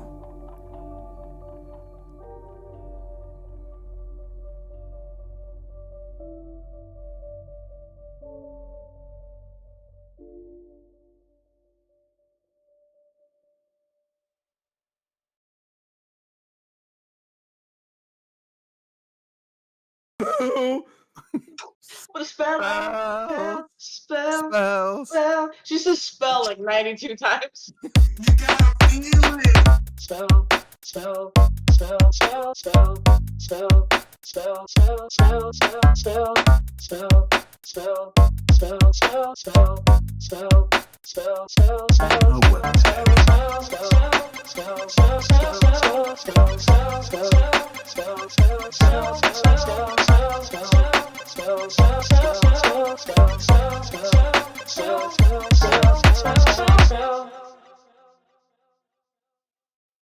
Ready to level up your cosplay game? Check out the Geek Forge on Etsy. With a variety of props to give your photos that extra spark, you'll find just what you need. Hold magical fire in the palm of your hand, or take a potion to restore your mana. With a large variety of colors, you can choose your own magical flavor for your cosplay. Bring drama to your photo shoots with these vibrant props and more, all available at the Geek Forge. Are you ready to level up your cosplay?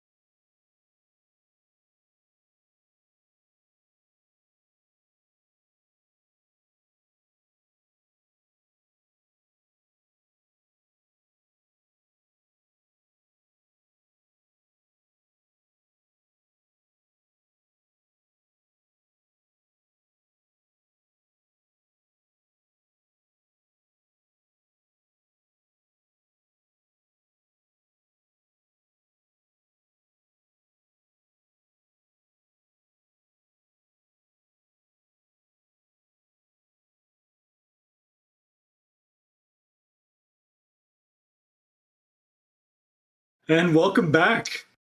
We have just finished up with the wake-up call to poor Luigi Bianco. I'd forgotten his name there for a moment. So now it's up to our players' characters where they want to go. It is by now. It's close to 3 a.m. I'm messaging our Johnson and telling them we finished the job and I want my payment. No, we haven't. We have to stop the mob war. Oh, We need information. You finished the lowest paying side job. We don't have to stop the mob war. We just have to bring in the people who are spurring it on, inciting it. Yeah. Mm-hmm. Got it. And in hopes that it stops the mob war. Yeah. That's not and our. Now job. they think there's 20 of you just hanging out in that building. And if we did have to stop the mob war, my approach would be figure out who provides the best good and service, and then let that family live. That's fair. You said it's in character? Yes. Excellent. Like, their spaghetti and meatballs are pretty good, so I don't really know what the Octagon Mafia, could possibly offer that'll beat that, so... Octagon Triad, they probably make some Triad. food. Yeah. So are you basing this on who has the best cuisine? Goods and services. Oh. So? All right, well, I've spoken too much. Let's go. I'm just waiting to see what you guys want to do next. I turn off the flashlight and leave us in the dark and go to Fisher's car. Yeah, I look at everyone. I can try to get some more information on them, but we know, I guess. Yeah, I guess I'll do that. I'm gonna look up any information I can get on higher up people in both the Octagon Triad and the Family Mafia thing. It might be useful to question somebody or come in contact with someone from the Triad. We can do another interrogation, if you'd like. What if we just, approach them as a friendly neighborhood figure or whatever and just say, "Hi, we'd like to help you with your problem." That may be effective as well. And try to be cool. Since we clearly wrecked it with the Italians. Yeah. Always murdering or at least wanting to cause as much damage as possible might not always get the best results. People tend to just say what they think you want them to say when you use violence in that way. That's true, Fisher, but the directive was violence. And I think Violet is a really good speaker, and not a bullier. So that could help. Mm-hmm. Thank you, Nova. My mama taught me you get more flies with honey. Which seems very, very sticky and unsettling if you think about it too long. So don't examine it too close. Too late. We're all thinking of bees or flies stuck in honey. Yep. All right. Pulling their little legs off as they try to escape. So we have another awkward van ride at 3 a.m. This one isn't that awkward. We're agreeing. Look at that. I guess we're finding someone in the Octagon Triad. Using my Seattle area knowledge, would I know where they tend to hang out? Also, what information did we get for what's her name? Nini Nini. Lady? Nini Lady. How much? We should watch out. That might mean something in someone's language. How much info did we have? Did we have a contact? Did we get that much info on her? No. So do you have any sort of gang or organized crime knowledge? or just Seattle area knowledge? Just Seattle. Okay. I'll ask you to go ahead and make a memory test. This will be the threshold for this will be fairly high because, I mean, you know your way around Seattle, but that doesn't necessarily get you gang knowledge. Well, you know where people get shot and stuff at. Because I can tell you every suburban mom I know is always talking about the best and worst areas of town. That's fair. Yep. Yeah. So as you remember stories on the news, of course there's always gang violence going on in Puyallup and in parts of Tacoma. You don't want to go too far out in Redmond. But you don't really remember offhand where you would find any Octagon Triad based. They seem to like to appear outside my apartment. Wait, what? You haven't told us that, I don't believe. Nope. Wait, There was a shootout in front of my place last night? Night before? Wait, what? Night before last. Were they the Octagon Triad? They had those marks. Then they might be the Octagon Triad. If they had someone there and there was at least a shootout, right? They might have people casing the area. We might be able to find someone who can give us more information, at least someone higher up that we could track down and. Actually, now that I think about it, my first night in Seattle, they got in a fight nearby. That's how I met what's its face from the Areola 51. So it might be their turf. Yeah. That's at least a good enough place to start. Bob, sorry. Go ahead. Bob, I was going to ask, we had found the appointment on the Johnson's comm. Mm-hmm. Was that for 9:30 a.m. that's in like 6 hours from now, or was that yesterday? No, that was by now that was probably 3 nights or so ago, or 3 days or so ago. Thank you. Mm-hmm. So are we agreed that we're gonna go crash at Curie's place? No, we have not agreed to that. I have agreed to show you the area. All right, you guys, it's a fun movie hangout at Curie's. Let's go. No, it's not. Let's be clear. No, it's not. So drive around, right? Yeah. Absolutely, we are. So I show them the area, and I take them after what Fisher said. I take them to the place I slept behind the dumpster. Okay. And say, yep, this is the general area.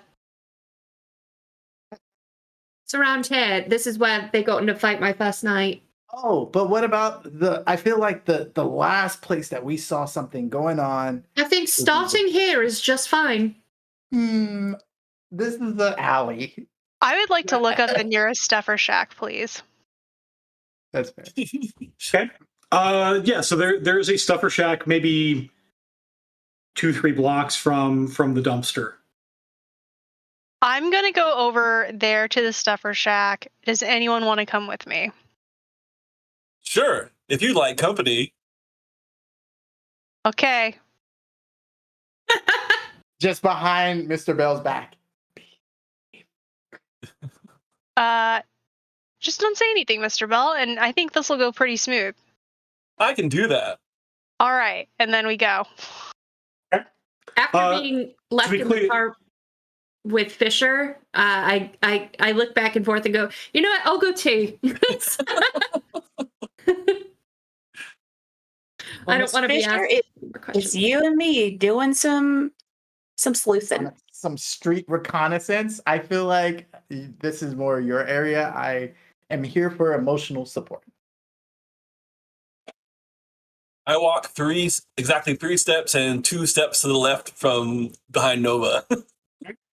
To be clear, Nova, this is not the stuffer shack you work at. Good. Excellent. Excellent. Okay. You have your name tag on? Yeah, I take my jacket and unzip it and flip it inside out, and it's my work jacket. That is amazing. Okay. And then I'm putting my pin on for whatever as I walk in. And then I just kind of look for the whoever's like managing the store or a cat, just an employee. Yeah, so there is a human up at the counter, guy who's as bored as you always have been this time of night, because it's like 3:30 in the morning by now. Excellent. And he's kind of on the verge of he's either about to fall asleep or about to take a dose of long haul. I go up to the counter and I lean on it. Hey, what's up? Who are you? Nova. Duh. You see the name tag?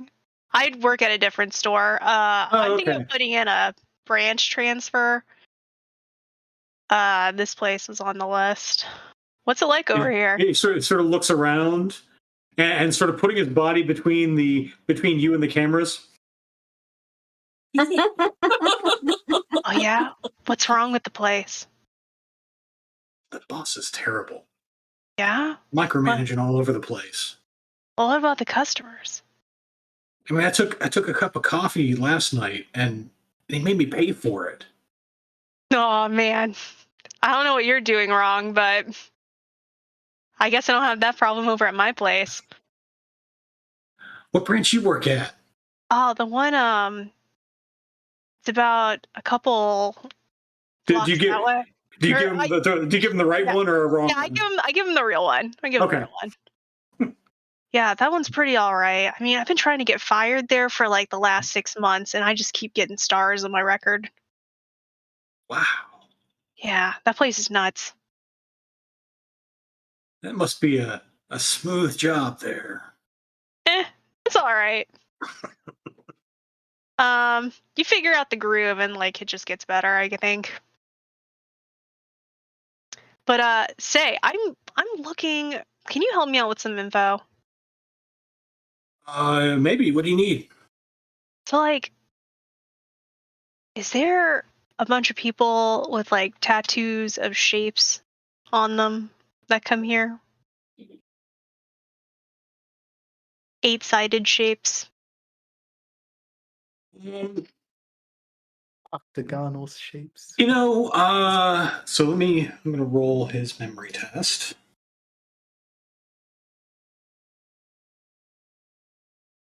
Yes, he does. He rolls 5 hits on a 6 dice memory test.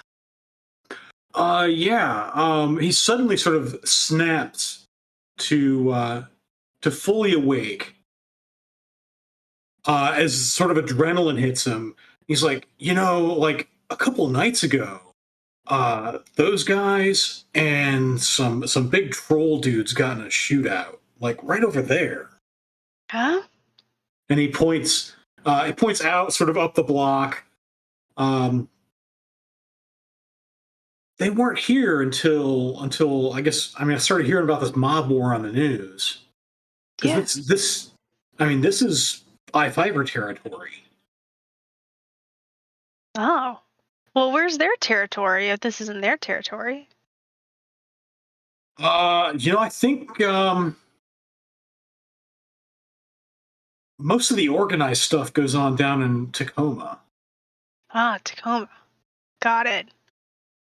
Well, thanks, man. I heard there's this tea room down there that the Triad likes to, like their boss likes to operate out of. Oh. I don't know the name of it, but it's. I've heard it's a nice tea shop. Well. What use do I have to go to a tea shop? Yeah, I got true. tea over here. Isn't even tea. Am I right? You're right. Well, if you ever want to Soy change, tea. yeah, if you ever want to change locations, just like apply over at my place. Oh yeah, thanks. Yeah, I'll put in a good word for you, dude. You better skedaddle before the boss decides to roll out here. Oh, got it.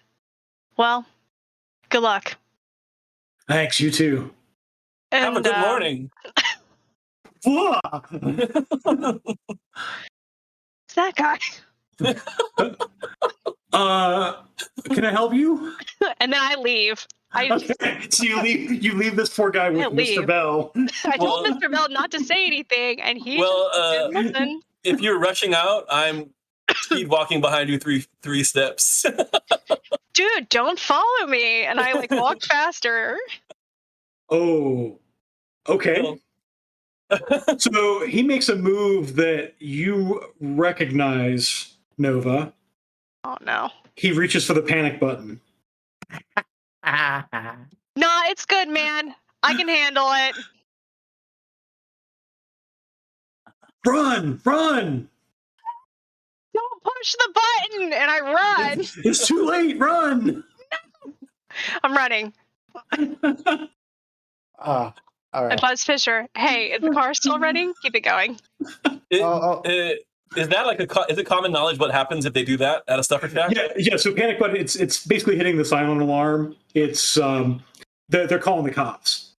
Oh, but I wouldn't know that happened, right? Go and make a perception test. Sure. I gave it to Nova because Nova works behind the counter at Stuffer Shack, and she knows where the panic button is. Yes. Hashtag Stuffer Shack operation. You vaguely see him reach below the counter, but no, you don't connect it. Oh, okay. Then I'm speed walking after you 3 steps behind. Mr. Bell, I told you not to say anything. Why did you do that? Are we running now? Yes, the cops are coming. Oh, I will disappear. Pull my hood up. When he disappears, I like slow down. While Nova was having this conversation, since I snuck out of the van a second later, back to you guys.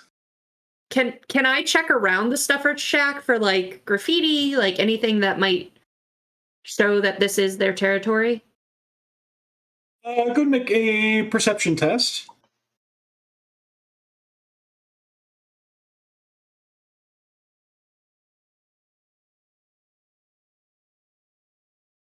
So you do see some I5er tags. You do not see any tags from the triad. Well, if this is I5er? Yeah, I5er. This is their territory. I5er. And then if this is their territory and then the triad has been encroaching, that would explain the shootout too. Yep. So cool. Can I like make some kind of memory check to remember which direction the triad sped off in after the gunfight? Sure. Go and make a memory test. Where is that? It should be in the second column with attributes. Memory. There it is. Boop. 3 hits. Yeah, so you paid more attention to the mafia car. But yeah, so the bikes did so there were two triad guys who survived long enough to crawl to their bikes, and they rode off vaguely toward Tacoma. Okay. So, but it's not as the crow flies sort of thing, but it's vaguely that direction. Yeah, that's all I really wanted from searching around outside. So as soon as I hear Nova's alert, I'll head back to. Okay. So meanwhile, in the van, were you guys doing anything? We were gonna look around, but Yeah, I thought we might look around in the dumpster area that Curie had indicated. Okay, so you see her go over there, and she's sort of looking. Looks like she's looking at the walls back in that alley. And I go, And you see a couple of people sort of scurry off. what did those people look like? Um, they look kind of like the squatters, not exactly the same. They're not the same squatters, but they're dressed they're very disheveled, very dirty. Looks like at least one of them was sleeping behind a dumpster. Yeah, let them live their life. I mean, either they're informants of people or they're just, living. So I'll give them the benefit of the doubt here. I look over at Curie, who is looking over, and I look at Violet and say, looks like Curie's already doing the job around the dumpster because we can't just go to the place where the last gunfight was. We're at a place that the gunfight was days old or whatever. You don't hear me. So I say that and I go, in that case, you want to play a quick game of, Mario Kart 9012? I have no idea what that is, but it sounds delightful. I'm sure I'd be terrible at it, but Run! oh, And you see Nova speed walking with Mr. Bell speed walking behind her. And then Mr. Bell disappears. And then Mr. Bell disappears. Oh my God! What did they do? And you think it's not either of their voices that's saying run. Oh. I flag them or Nova over. Nova. I open the door and crawl into my spot. And I go, so what? Triad. We gotta go to Tacoma. There's a tea house. We gotta go there. That's where they are. Probably. Most likely. Mr. Bell talked and started following me, and then the silent Mr. alarm got Bell- called. I We gotta go. Mr. digitally, I pixelate right next to you in my chair. Why? All right, Mhm. Fury. Where It's because a nerd was working behind the counter. I think we gotta go. Apparently, some cops have been called. And you do start to hear sirens in the distance. I'm here. All right, we head out. Okay. As we're driving, I'm gonna look up this tea house or tea houses specifically. Nice variety, but maybe some shady stuff on the internet on the Matrix. So let's find out. Okay. Hopefully, my dice don't kill me. Go ahead and roll. Let's see. What is the pilot of your vehicle, first of all? The machine. Where we don't why? Yeah. I'm looking for stats for the van.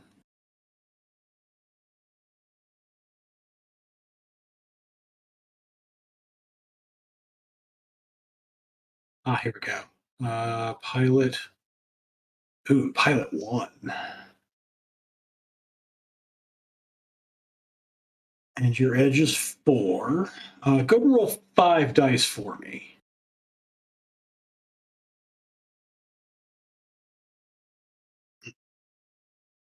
There's one hit. 1 hit. Okay. So you push the button and it's sort of on its way to Tacoma. And you go ahead and start. So you're starting to look up tea houses. All right. In the Tacoma area, specifically was told nice. Mm-hmm. So nicer tea houses, probably that have very extravagant decor. Because if you're laundering money, why wouldn't you have the most opulent of tea houses? No. Build a restaurant, build a tea house. Makes sense. Yeah. 4. 4 hits. Okay. Oh, I think I rolled the wrong amount. It should be intuition. It should be intuition. Yeah. Do you want me to re-roll that? Yes. Great. Okay. I haven't gotten over a 5 the whole night. Okay.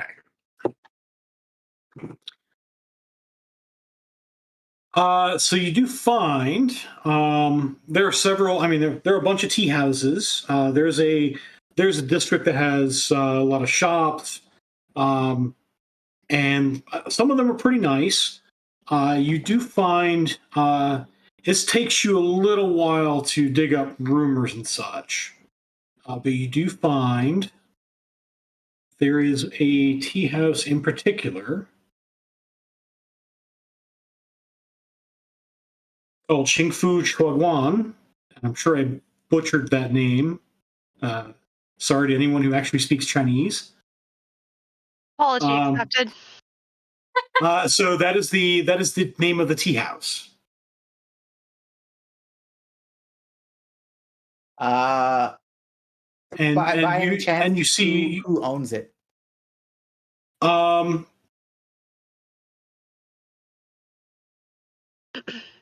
So it is clearly owned by a couple of shell companies, and with only 3 hits, you're unable to track down. Oh no, that sounds person. exactly what would tell me that it's owned by shady people. So yeah. Oh, I think I found it. Flash the thing over to everyone's comm device. And go, tell me this place isn't doing illegal stuff. Look at it. Look at the dragons and all of the light. Look, this is it. Tacoma, check. Fancy tea house, check. Shady criminal shell companies, check, check, check. Opening hours, 11 to 9. And what time is it now? It is about 4 in the morning. Yeah. We got a couple of hours.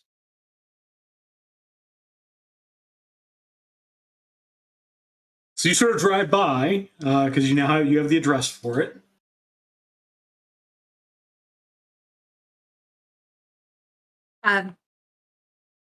If we've got time, I'd like to summon a new spirit. Okay. I'm gonna go with my my water boy.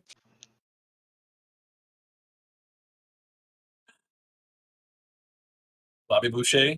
No. I knew when I said it, I was like, it's coming. It's coming.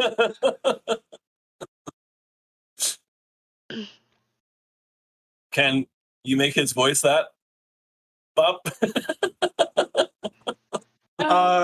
No.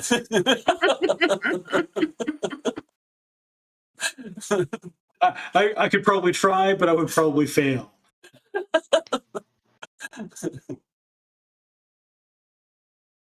So I need to roll. And so this is the force 4. You get the 1 service. Okay. Soak 3 drain.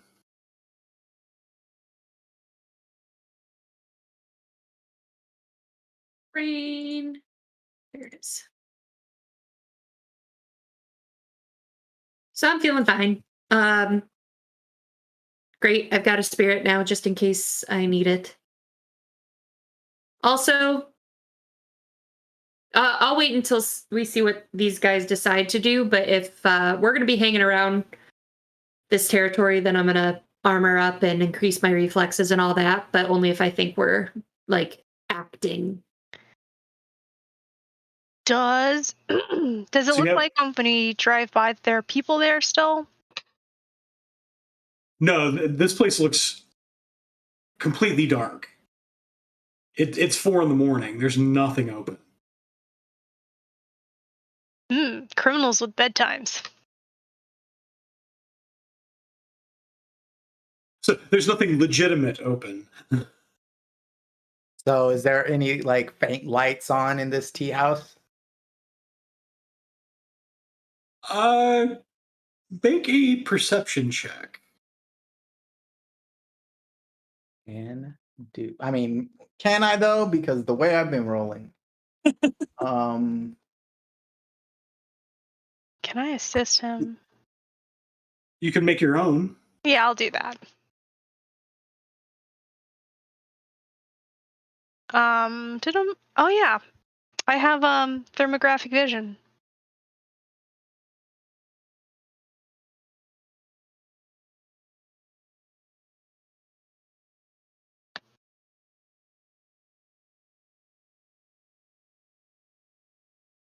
So you don't see any activity going on.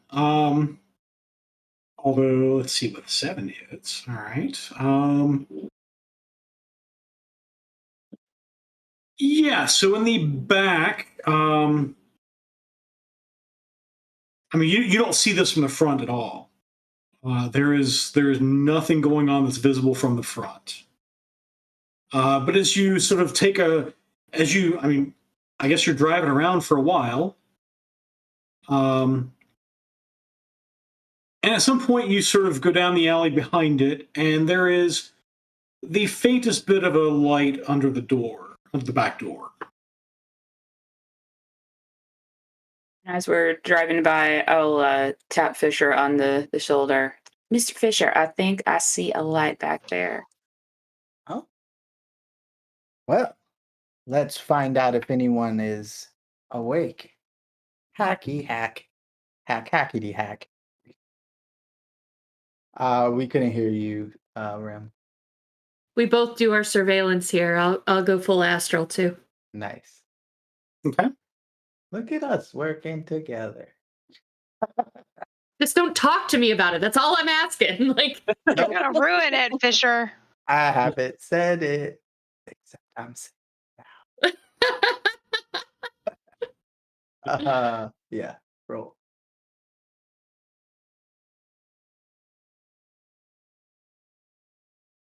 So Matrix perception?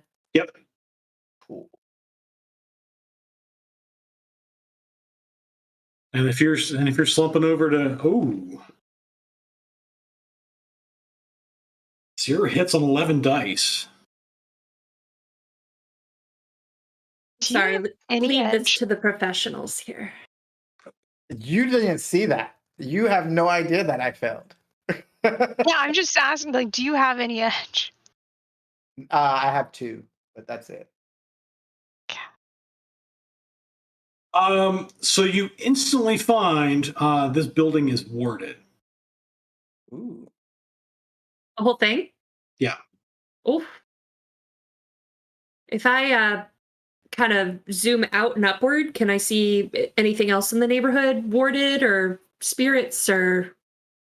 You do see a spirit flying around.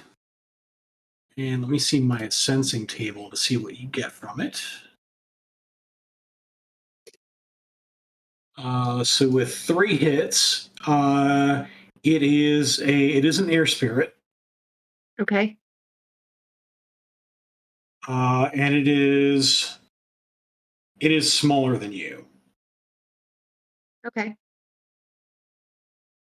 And does it have a pattern of patrol? Yeah, it's got a sort of a pattern sort of circling in the neighborhood.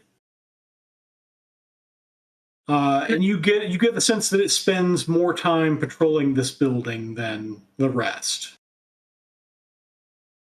Yeah. Okay. Then I'm gonna stealthily swoop on back to my body and say, I can't get a look inside. It's warded, but they do have a spirit on patrol. So there's a mage somewhere. Can I ping? And you detect. Sorry. You detect no other matrix signals coming from inside. None. Okay. None. Fine. I'm gonna send my drone. My little mini drone is going to fly out of the compartment of the car. It's just going to open up. You have is it a? It is a flying eye. Okay. Yeah.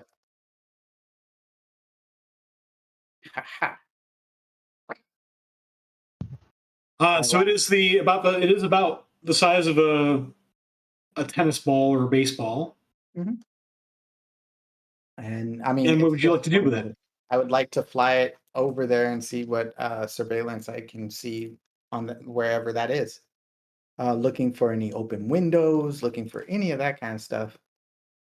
Yeah. So as you sort of make the rounds of it,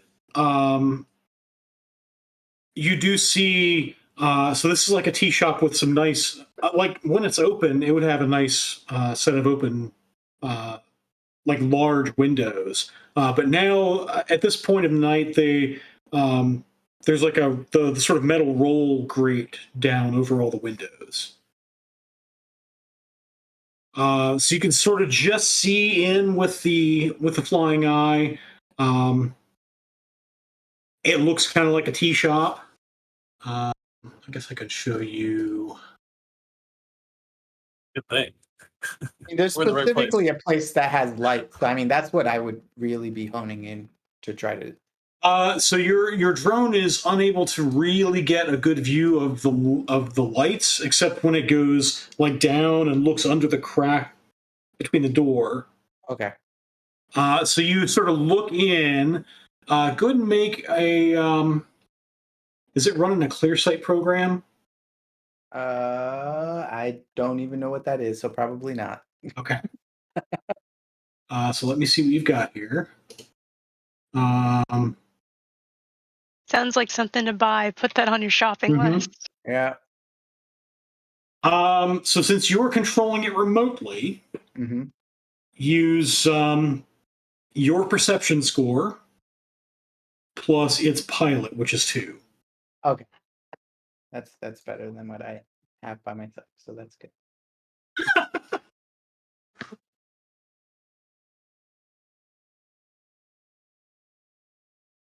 Yeah, okay, so you can catch a little bit, and it's not much, because the viewpoint is very limited. The door is not, there's not this huge gap between the door and the floor. It's just they didn't have there's like a gap in the weather stripping. Okay. But you get a look in there, and it's like it's the back room. It would be like in a tea shop or a restaurant. It would be like where you bring in stock to store. But there's a table set up in the middle of this room, and there are 4 guys there who are playing some sort of game. Yeah, I mean that's what you would do in a shady tea house after hours. Well, after hours, yes. Yeah. And you do see there is definitely some drinking involved. Cars in the area?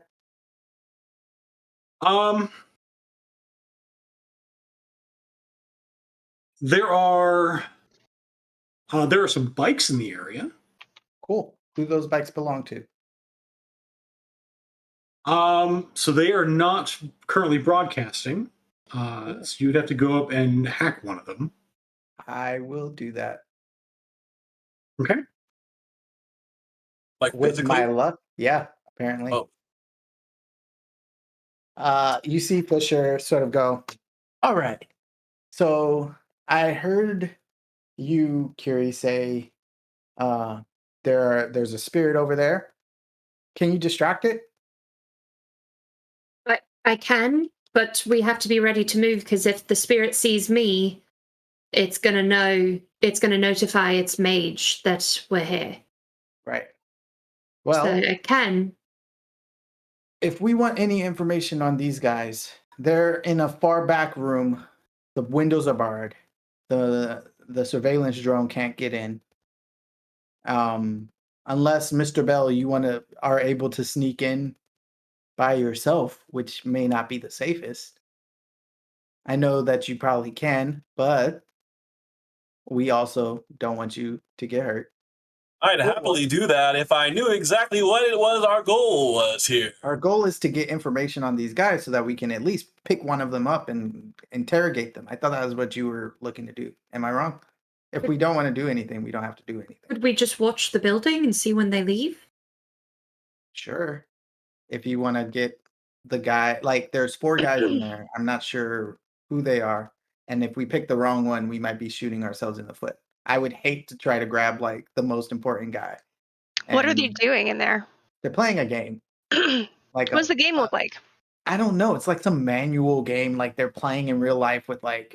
It's weird. I don't know. So he describes it, and it's basically Is it mahjong? there's mahjong, and there's definitely cash on the table. They're like putting stuff on the table and like moving little like blocks of like white stuff. I don't know. It's weird. called mahjong. Oh, Mahjong. oh, I played that once online. Yeah. Mhm. Okay, so that's what they're. Which one? Which one? The matching one? 'Cause Yeah. that's not real. That's not it. That's Oh. not mahjong. Oh, it said it was mahjong. That's weird. No, Okay. it's using mahjong tiles to match. You know what?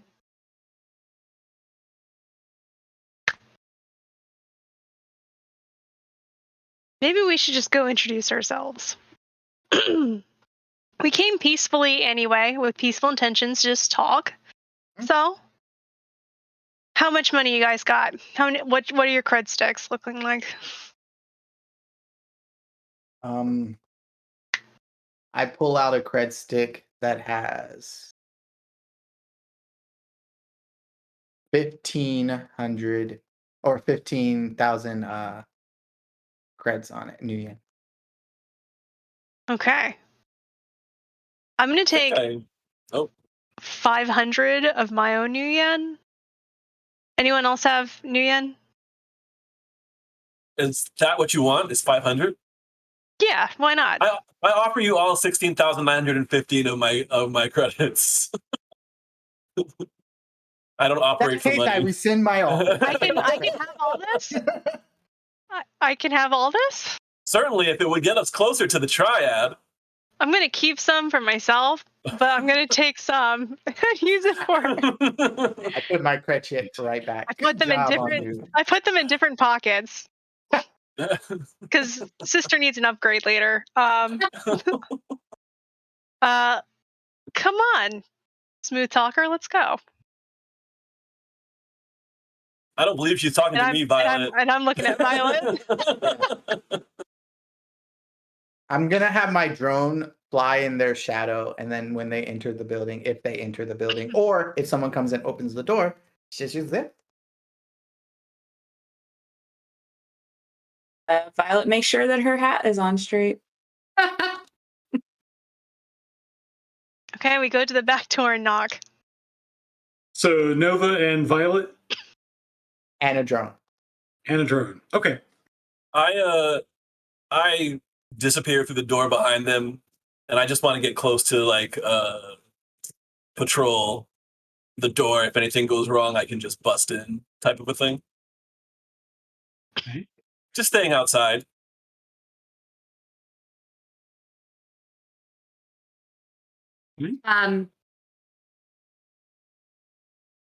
So you go up and knock on the door, and very quickly the light goes out.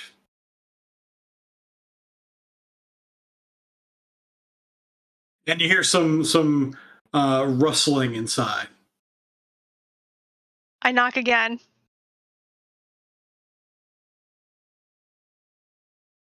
There's no answer.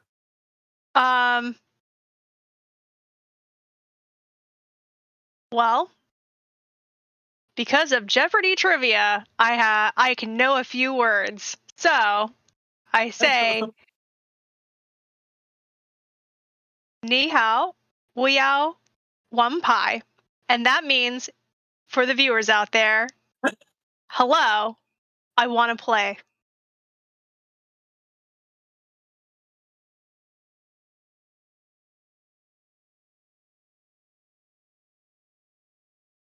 So you hear a response back in Cantonese. I'm not going to say it because I don't know the language. No, I spoke Mandarin, so we're already on different pages, bud. Yep.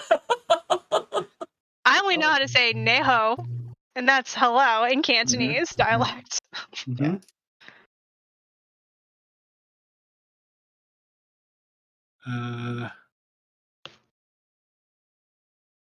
you don't have any languages. Nope. You don't have that language. Okay. Nope.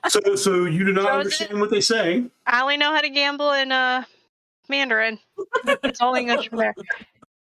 Hey, sorry, I don't speak that one, and I only know Mandarin and how to say those words. Look, I got money, and I just came to talk, and I'm not trying to waste time. So let's play games. The door opens a little bit, Hey, and there's a dude there. Who are you? my And you're like holding up a cred stick. I'm holding up a cred stick. Good enough to play. Just a good neighborhood watch messenger.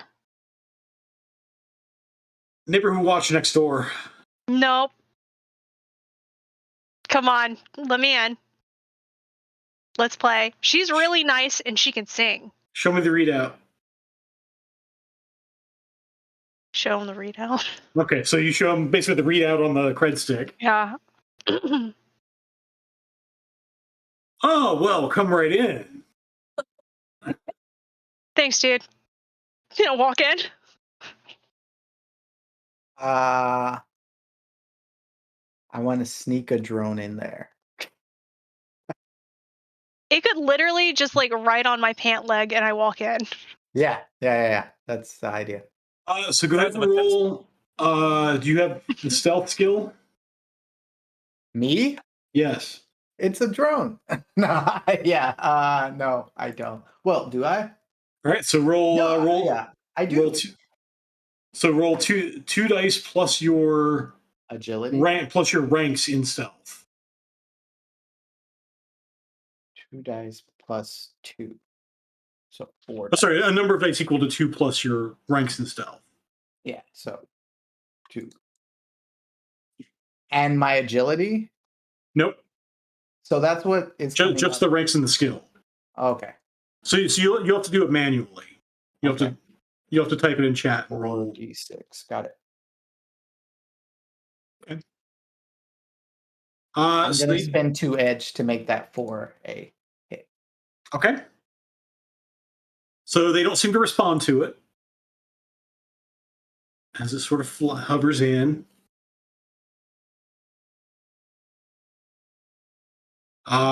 And it's pretty cramped in here. But they offer you 2 of the chairs. Thank you. One of the guys still standing. So now 2 of them can sit at the table and 2 of them are going to stand. One of the guys still standing closes the door. And the other guy turns on the light again.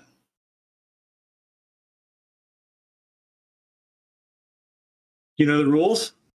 Yeah, I know the rules. Form 4 sets in 1 pair. Let's go.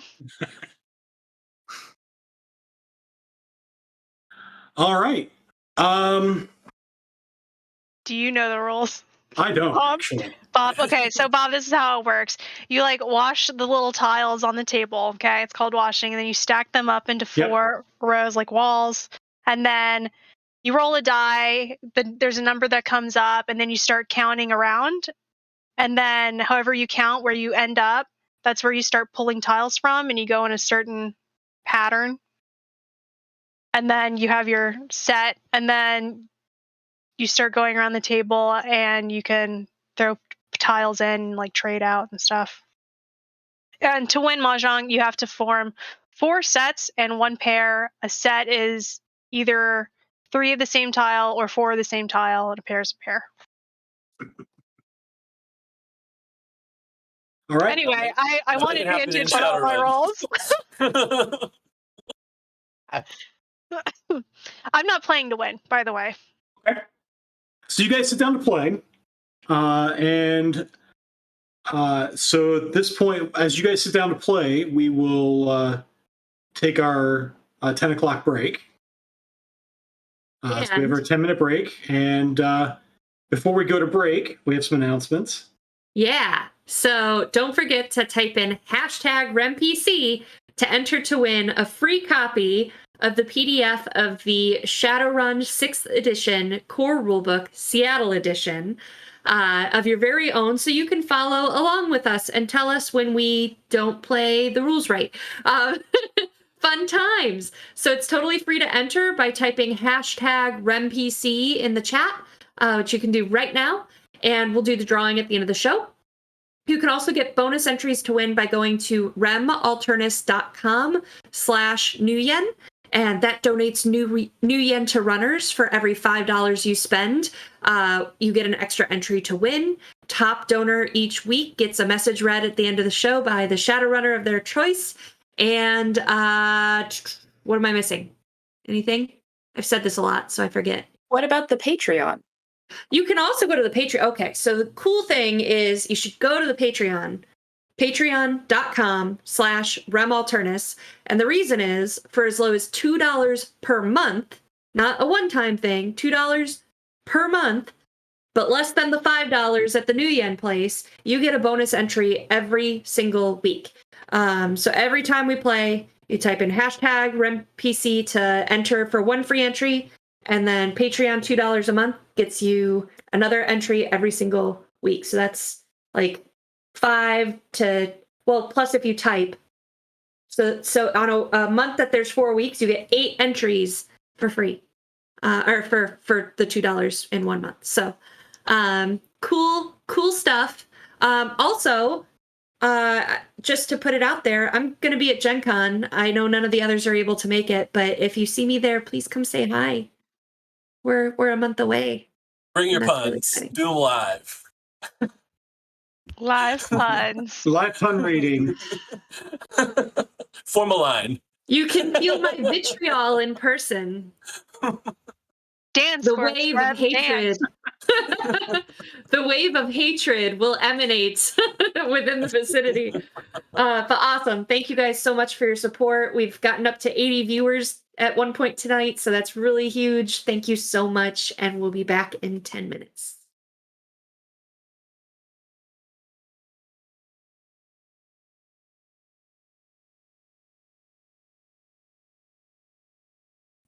Hey RemPCs, it's me, Rem, and I play Shayloon on Like Clockwork every Sunday at 7 p.m. Central on twitch.tv/Master of Rem. If you are anything like me, I get very excited to know everything about my character's life and backstory.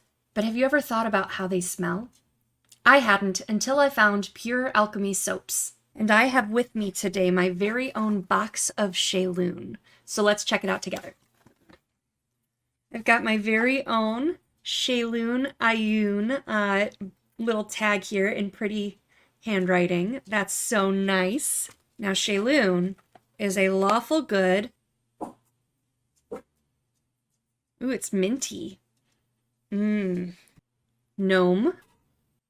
There it is. Ooh, like maybe a little floral, a little rosy. And the last is she's a wizard. Harry. Oh, that's nice. It's got like a more spicy, like a patchouli. So let's give a whiff all together of what makes up a Shayloon. So lawful good, gnome, wizard. Oh, that's really nice. These are handmade and custom to your favorite character. And when you become as obsessed as I am, you can also get liquid soap potions of haste, health, and mana, or potions of prevent disease, or what muggles call hand sanitizer. Seriously, go check them out at purealchemysoaps.etsy.com and start loading your coin pouch because they have a new gelatinous cube soap Kickstarter coming soon. Don't miss it. What a spell! Spell! She says spell like 92 times. You gotta feel it. Spell.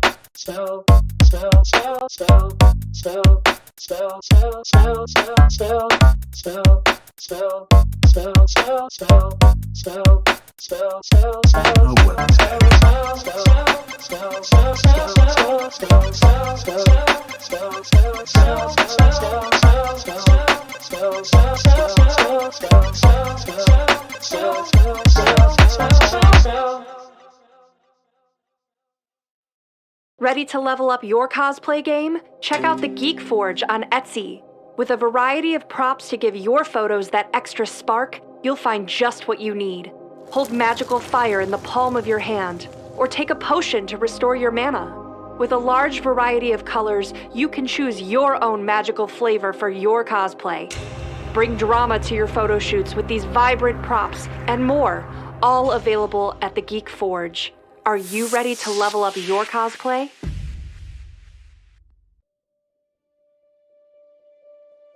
In the land revealed beyond the shroud, they came in search of answers. Drum had always known her place, but Imari never found hers.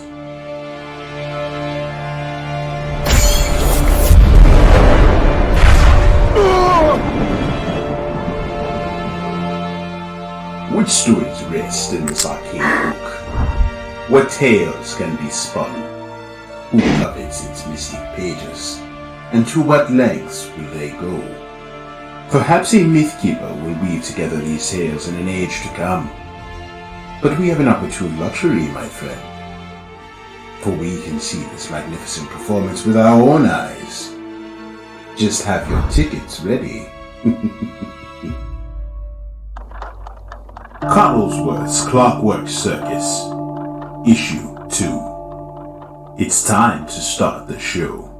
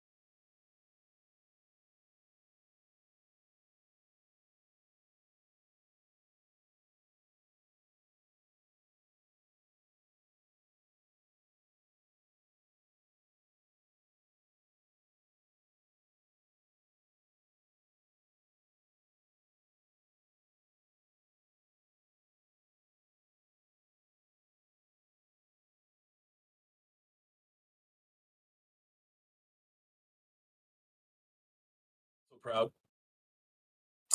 And welcome back.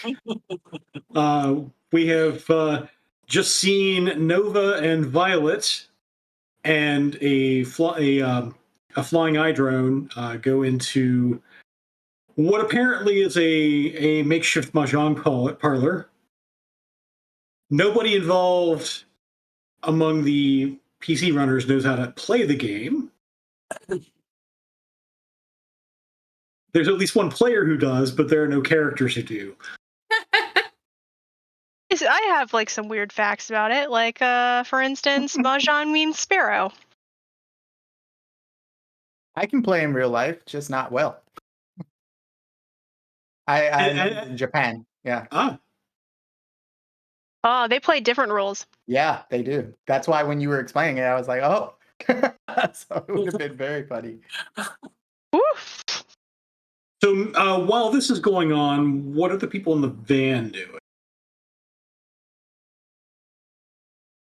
I'm looking up information on the faces of all 4 of these guys because I want to know. Is it just Curie and Fisher in the van? Yeah. Nice. I mean, I'm not talking to her because I'm internet sleuthing. So, yeah, I'm looking through the optical thing, whatever of the. I definitely know drones, you guys, for sure. No, I'm looking. Yeah, you're getting a video feed from the drone, Right. and from that you can pull stills of who they are, and I want to see if I can find matches in like the criminal database or like news or Yeah, so go ahead and make a matrix search test. We'll jack that all down to 1 matrix search test. All right. Dice, you have failed me all night. Do not fail me now. You have failed me for the last time. I don't like virtual tabletops. I will be honest, but that's near the best I've rolled all night. So I just like rolling real dice because at least when you fail, it feels like you failed. It's you. That's why I don't like regular dice. I feel so out of control. But 4 hits, that's about average for 11 dice. And it's enough. I mean, these guys are not criminal masterminds. Each of these guys is a triad ganger. They're connected to the bikes that are parked outside.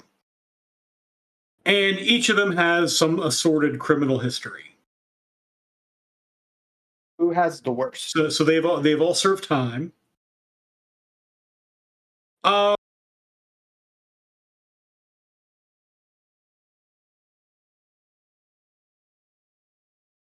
They're all kind of the same. Okay. But you're getting the sense that, I mean, these guys are sort of low-level players. Right. Cool. These are not the boss. I send that, or I come out of the Matrix ready to tell the whole party, and then I remember that it's just Curie in the van. And I go, yeah, the 4 guys in there are all kind of small players. Can I get, because I did hear there was a spirit. Do any of them, at least when I look at them in like their pictures, do they look magey? I'm basically. Are you judging people based on how they look? Absolutely. In Shadowrun, absolutely. So I'll do you one better than that, because normally if you are awakened, that would be part of your criminal history. Oh, okay. That would be recorded on your criminal sin, and these guys are not. I say that to Curie, and I'm like, yeah, the odd thing is all 4 of these low-level criminals seem pretty, I don't know, what's the word you always use, mundane, to talk about me, right? They all seem pretty plain. Yeah. Anyway, so the spirit you saw earlier belongs to somebody else. And Makes it's not sense. one of those four. But this place is heavily warded. So do you think you can find them? You know, do your job?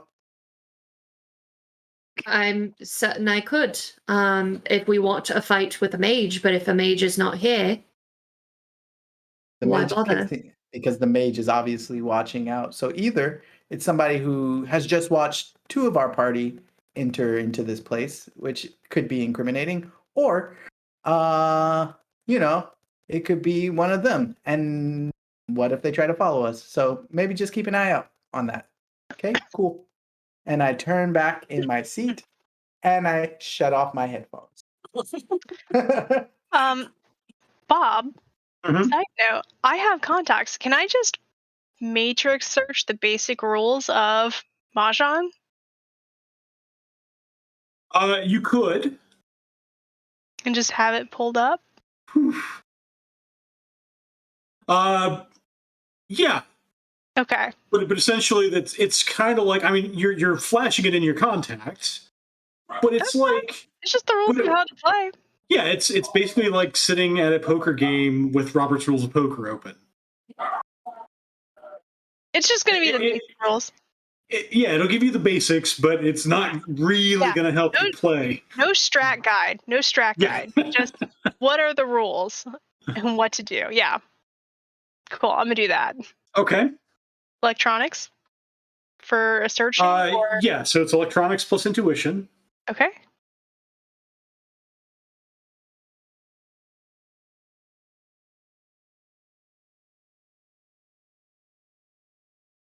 Oh, that was logic. Intuition. Mm-hmm. Am I Oh, do I need to roll intuition separate? So it should be like when it's like next to the skill, that's a drop down menu for attribute. So you have to change that to intuition and then roll it. Got it. There you go. 2. Okay. Yeah, so you find Don't I look don't at the chat. Don't look at the chat. I love it. I know enough that they're speaking Chinese, so I at least hit Chinese. So what you get is neither in Chinese nor Japanese. It is an English set of rules. God, American. It is a set of rules for Mahjong that is not match the tiles from the stack. And you commenced playing. So let's discuss how you intend for this game to go down. Are you looking to spend money or make money? Or just pass the time? Passing the time while Violet smooth talks her way into success with finding out who's starting the gang war, like who's the facilitator and what the Octagon Triad needs to not participate in a gang war. I'm taking up time. She's doing the hard job. Okay. So you can. I'll let you, if you would like, you can make a perception check to see if anybody's cheating or some sort of assisted con. Okay. Roll perception. Okay.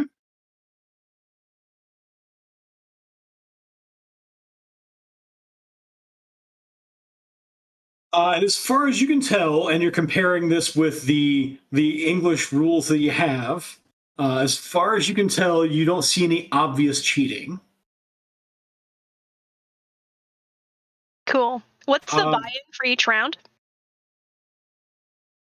You know, money sort of changing hands. They're doing like $100 buy or 100 million buy-ins. Excellent. That's what I wanted to hear. Thanks, Bob. And then you can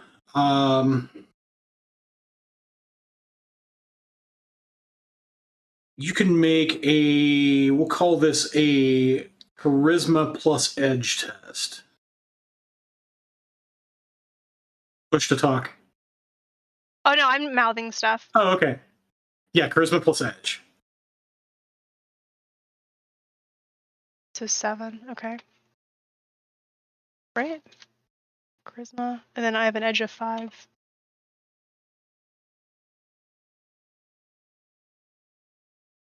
Okay. And then meanwhile, Violet, you can make some sort of a social test. We're going to call this. I'm going to call this con. I mean, you're kind of doing a pseudo interrogation, but really you're pulling some sort of a grift here. Yeah, so I was trying to decide that so my enthralling performance is in performance. Because the way that you pick it is you pick a skill and specialization when you buy the level, and then if you want to buy it again, you basically specialize in something else. Mhm. So my thought was using that enthralling performance to sort of get them relaxed, relax around us, that we're just here to play some games and have a good time at 4:00 in the morning.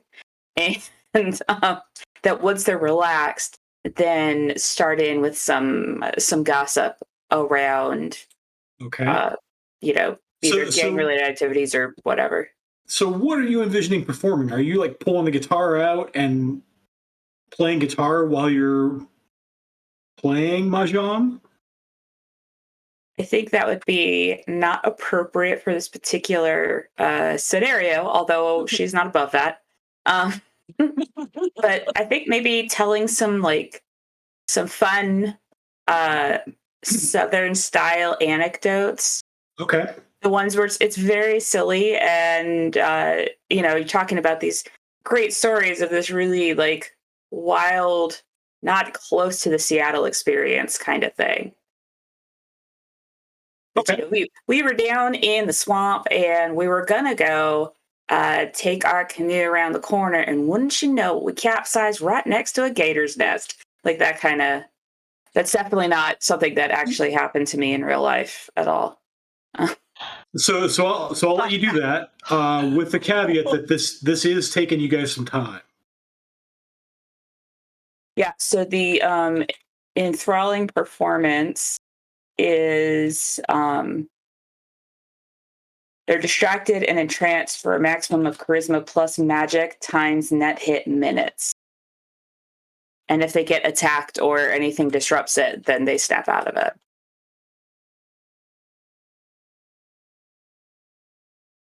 Okay.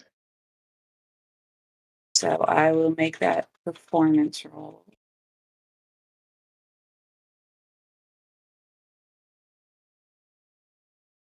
Oh, that's very sad.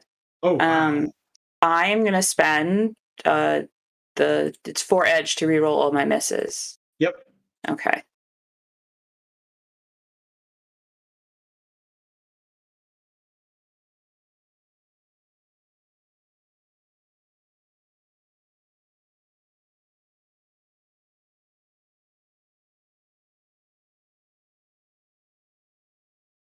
All right, that's better. Okay. So you sort of start telling you're stringing your story along. While you're doing that, you're not really playing, but they're also not playing terribly well. Oh yeah, I'm just putting down a tile when it looks like it's time for me to put down a tile. There's no I have no idea what I'm doing, and I'm not even gonna try. I just whatever the person next to me does, that I basically do the same thing. So if they're trying to, if they pull it off the stack or whatever, that I'm mirroring them. Okay. So this goes for a while. And I'm being intentionally vague there because what is Mr. Bell doing all this? Right next to the front door, invisible, arms folded behind my back against the wall, like a doorman, just waiting, smiling at the darkness. At the front door or at the back door where they are? Oh, that's where they are. Oh yeah, by the back door. Yeah. This is going on in the back room. There's nothing going on in the front. Yep, just outside of the door like that, like a doorman waiting. Okay. Invisible. And Curie and Fisher. Fisher pops up out of the Matrix and he goes, "How long are they going to take? It's a game of just freaking putting down things on the table. How fun is that? You could do way more on the Matrix. At least the one I did, you could. There were like little explosions when you matched stuff. There's none of that here." I'm laying down with my shoulders on the seat, with my head kind of up against the back of the seat, and my legs are hooked over the seat in front of me as I'm just sitting there playing on my comlink. Oh, what are you playing? A Bond. Do your job and you'll know. Oh, okay. I hacker game. This is incredible. I didn't say I was playing a game. I just said I was playing on my comlink. Fine, I'll hack your comlink and then make it a game. It's Snake. It's gonna spell out, "Hey Curie, doing my job." You see me close the window and delete app. And I go, "Hey, I know some cool games. I'll send you some." Send her a co-op game. We're Fred, not you that know close that. yet. We're not that close yet. For team building. No, I mean Fisher would play a game with anyone, but I don't think Curie would do that. But he goes, "Hey, these games are really fun. Way better than that mahjong or whatever they're doing in there. I'm sure it's probably really cool." Start just downloading Mahjong. No, I'm not. I'm not. No, I do. Oh no. Okay. I look and I go, "A tu brute." And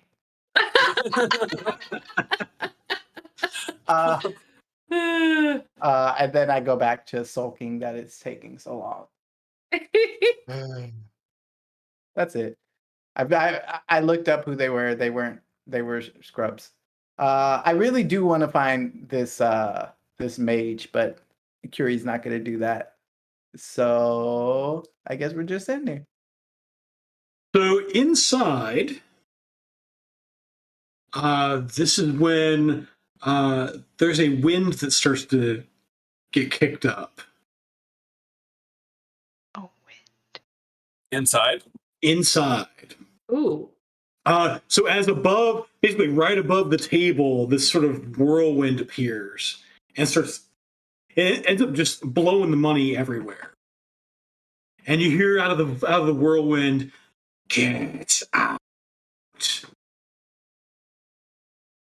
Was I winning?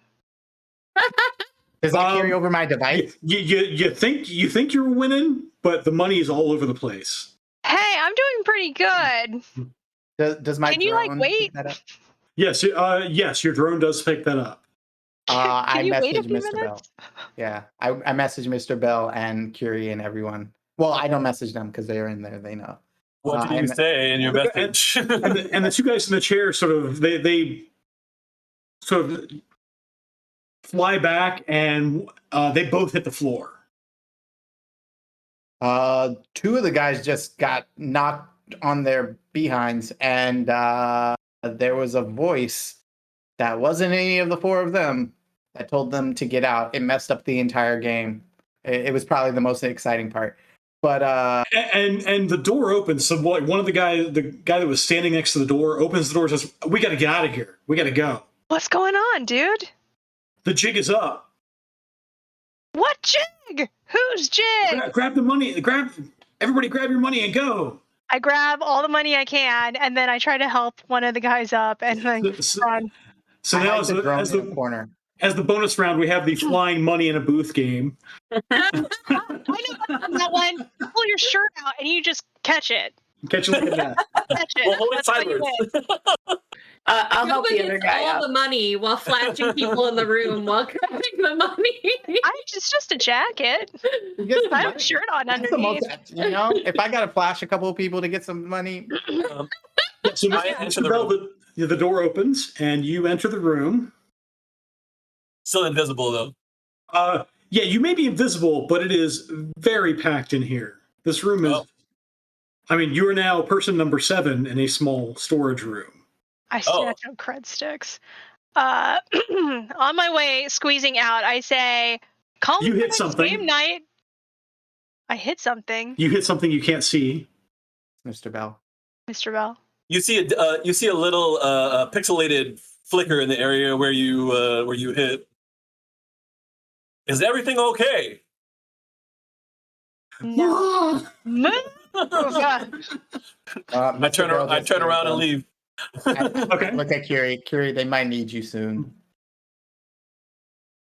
Curie does not respond as her body is still in the same position, but she left and is in astral already. I go, Curie, hey? No? Okay. Call me for next game night. I'd like to talk more.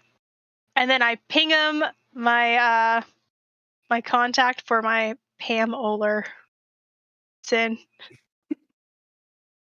Okay.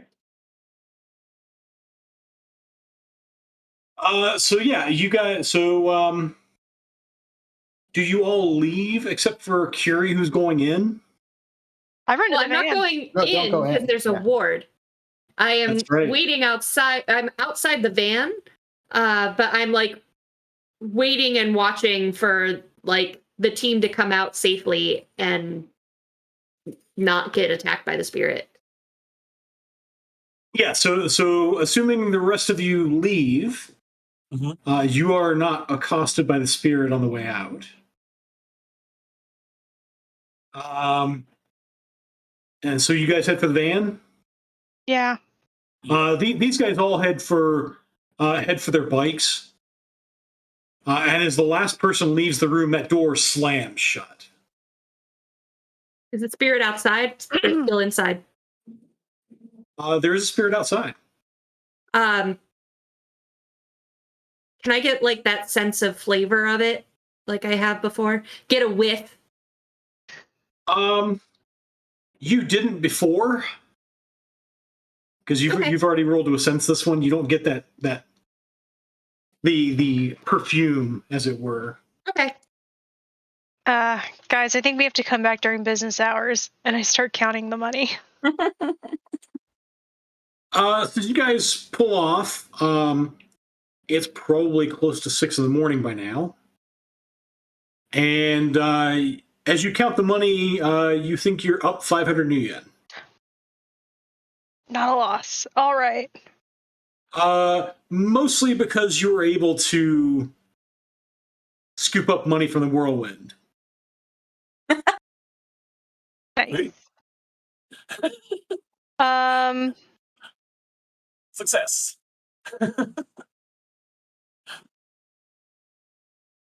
What Well, do you guys want to do? let's come back when they're open for business.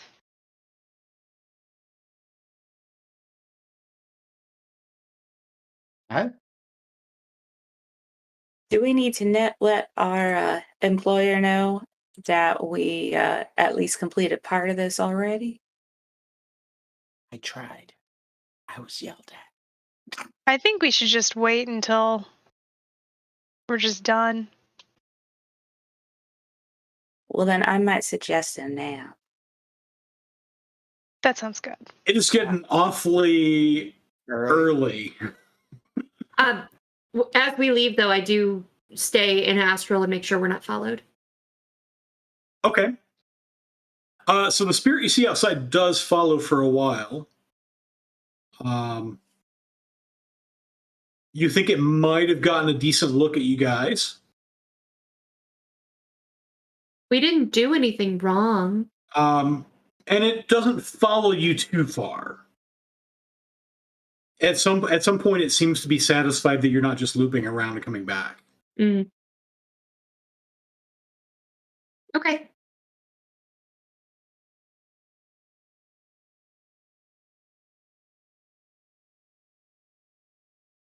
So you guys go. Oh.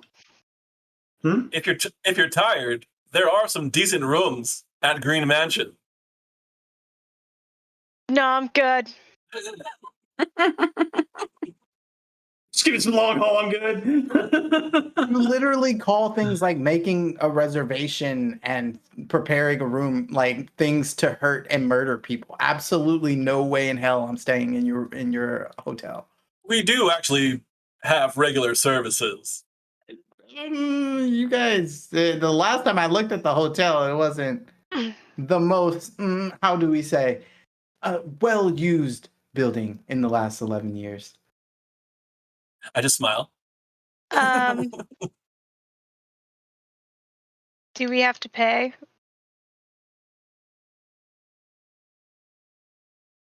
No. If I ever wanted to just stay there, do I have to pay? Let me think about that off stream.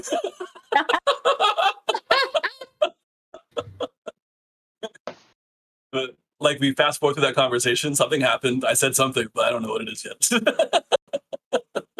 Got it. All right. So where is everybody going? I can sleep in a car, no problem. The car is yours. I definitely programmed the car not to move. You heard that, Bob? The car's mine. You also heard I programmed it not to go anywhere without me. So you take everybody else home then? Taking most of them home. I anticipate one person not letting me take them home, which is totally fine. But I do know the general vicinity that they now live in. I asked to go to the stuffer shack that we were at earlier. It's like 2 blocks from home. It's good enough. Okay. I do not have plans to go home or sleep. As that happens, when we drive around the corner after dropping Curie off, I'm gonna use my mobile drone to follow her. You're asking for it. Just when you're starting to be friends. Burn no trespassing into a dude earlier tonight. You want to play this game? You haven't seen what I can do yet. Play video games. Okay. So I'll have you roll your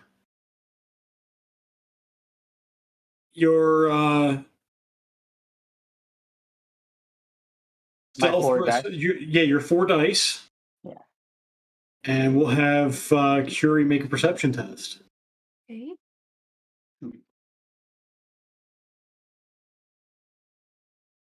I have a bonus to environment urban.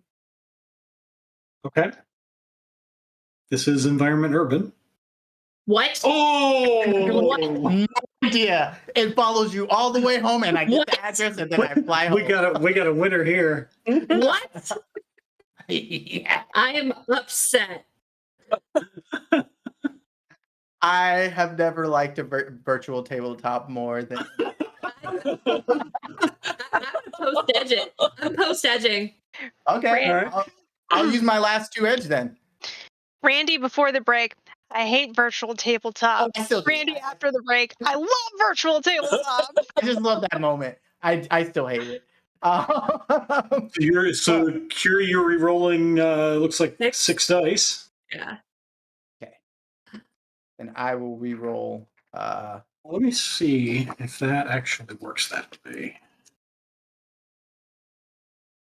Because I know in 5th edition, once you flagged a glitch, you could either get rid of the glitch or you could re-roll, but not both. And it's still 2, and I'm the attacker. Oh, it's 3 because I got 1 before. Then I will re-roll. You know what? Yeah, I'll re-roll the 3 and the 1 using my last 2 edge, if that's the case.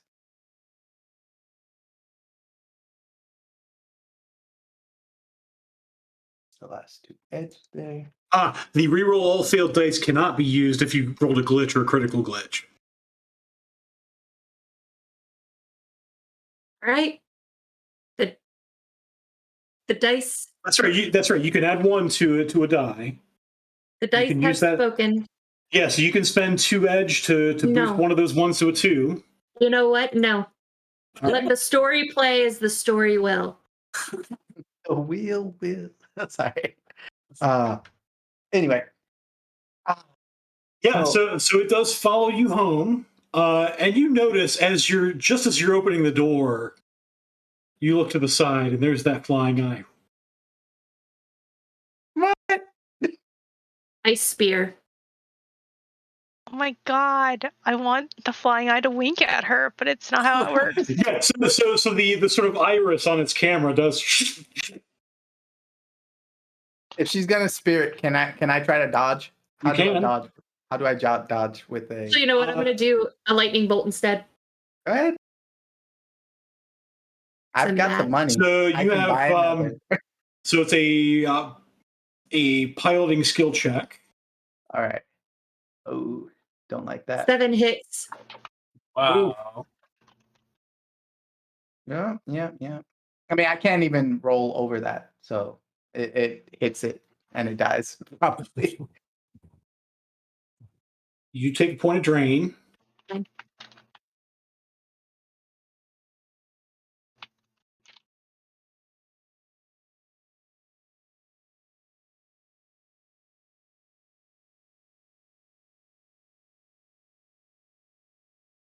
Are you rolling a piloting check? No, I have 2 dice on piloting, and that's not gonna get. Okay, so you're gonna opt not to roll. That's fine. Yeah, so it does hit the thing and it pops. Yeah, cool. But you do have a nice camera footage of the ice sphere coming like right up the lens. Lightning bolt. Lightning More bolt, okay. important is the It is lightning bolt, because yeah. next time I have to drop her off. First, park it right on the sidewalk.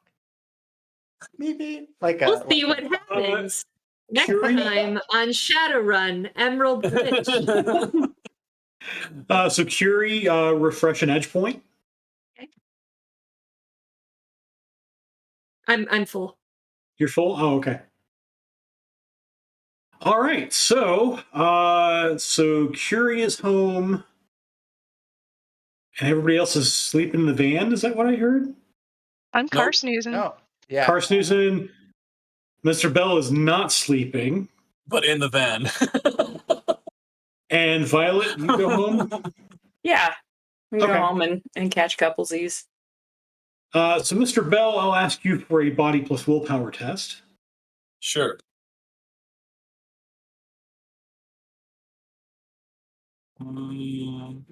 Is that a thing I have to like use a mod for? What? No, it'll be just so when you hit the attribute, it should ask you for. Oh, it doesn't ask you. Yeah, go ahead and hit a mod. So body 3, willpower 3. Yeah, so just roll 6 dice. Cool.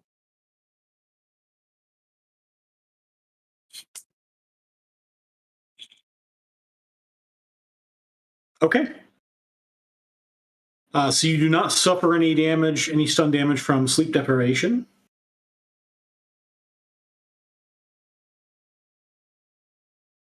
And so, Mr. Bell, you sleep, or you don't sleep through the night, or through the morning, I guess it would be. By the time everybody else gets dropped off or falls asleep, it's like 6:30 in the morning. And so you catch a nap and probably reconvene at 10:30 or so, 10:30, 11 o'clock, with a shorter nap than you would like. But I'm assuming you want to get underway pretty early. Is that right? Or are you doing that Shadowrunner life where you're going to wait until like 5 o'clock?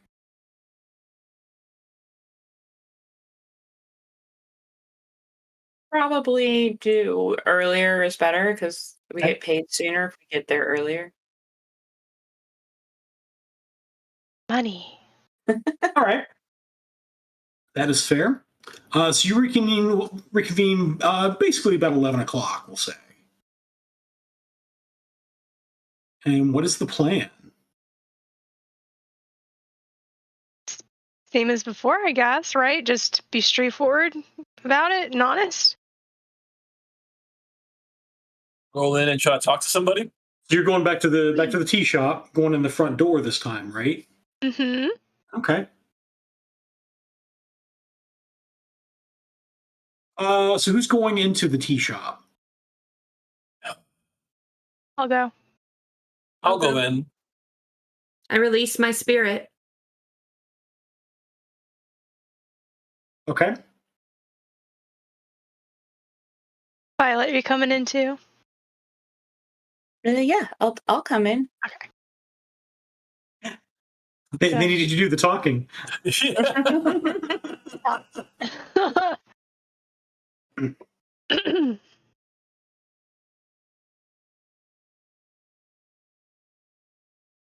All right, so you enter the tea shop, and it's mostly empty. Though you do see a couple of tables that are occupied. There's one table basically as soon as you come in the door that have a couple people in it that look to be having a sort of a breakfast or a brunch type situation with some tea. And as you sort of step in a little bit, sort of off to the side in the back corner, you see at a table by herself is, well, not by herself. She's the only one sitting at the table. You see that person. Lady. And standing, sort of flanking her, are two bodyguards. Were any of these people playing the game with us last night? They were not. Because Nini is the name we heard earlier as a high up person in the triad. Mm-hmm. We heard it when they were doing the shooting. That was the name you've heard before. Yeah, it's on the comm with the our Johnson had an appointment. Yep. It also was there. You're right.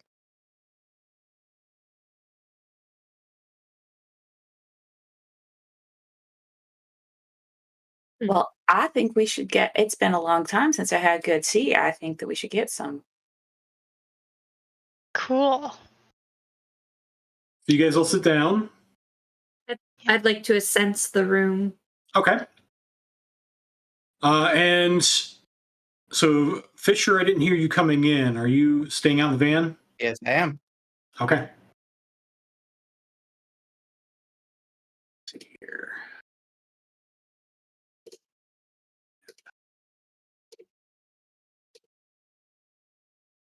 Let's see, you rolled. Okay.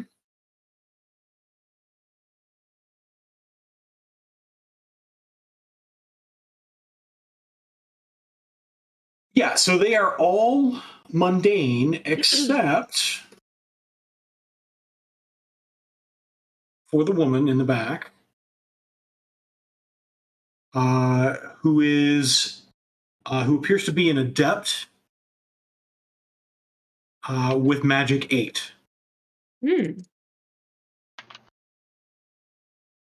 Wow. And you get a definite sense with that roll on a sensing. You get a definite sense of mentor spirit shark. Ooh. Oh, I know about that on Tuesdays.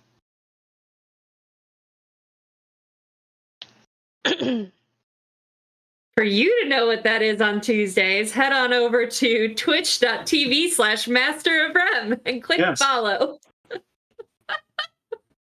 The two guys flanking her are cybered. Okay. Okay. So they both they're not like legitimate street samurai levels of cybered, but they are moderately cybered. Okay. Yeah, that's all I really care about right now. So someone comes over, takes your order. Violet tries to order sweet tea and is very disappointed. Yes, we don't. I mean, there's sugar here. You can make your own, I guess, but we don't serve sweet tea. Tea is not meant to be drank sweet. Well, we're going to have to agree to disagree on that, my friend, but I will take whatever your favorite is. Very well. So again, we have an ordering situation at a restaurant. I slide over 50 new yen to the waiter and I say, and we would like an appointment with the boss in the back. Okay. So yeah, the waiter takes the 50 new yen, and says, "Just a moment, please." And then you look, and she's looking straight at you guys. Are we against the wall in the middle of the room, or you guys are kind of in the middle of the room. I guess I have to sit. That would be really awkward. Okay. When has that ever stopped Mr. Bill before? Well, there is some guideline to all of it.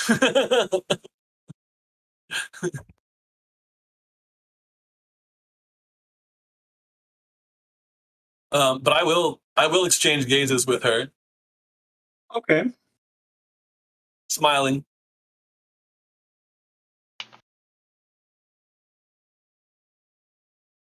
She sort of raises an eyebrow. She waves over the waiter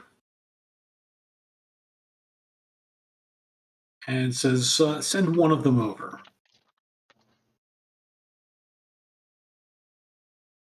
Ooh, dealer's choice. So the waiter eventually comes back over and says, "An audience has been approved. There is only one chair." I slide another 50 over and say, can one person also stand over there? So for 2 people. Her instructions were one person. I slide another 50 over. Please ask.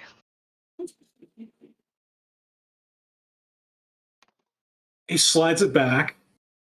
Says, I don't think you understand. One person. Please. Just ask. This is embarrassing. I've already asked, and this is she said send one person over. Well, I just look at Violet. I tried. That's okay, darling. I know you tried, and I appreciate you for it. Thanks. As Violet goes over, I assume Violet's going over, I then stand up and I will face my back to the table and stare straight at the position that she is standing with my arms folded behind my back. All right.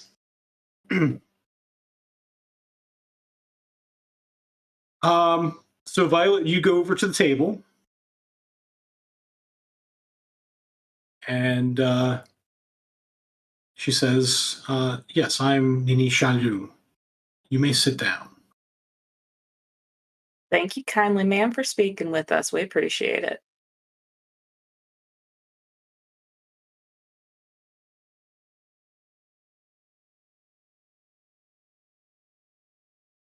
Did you have fun last night?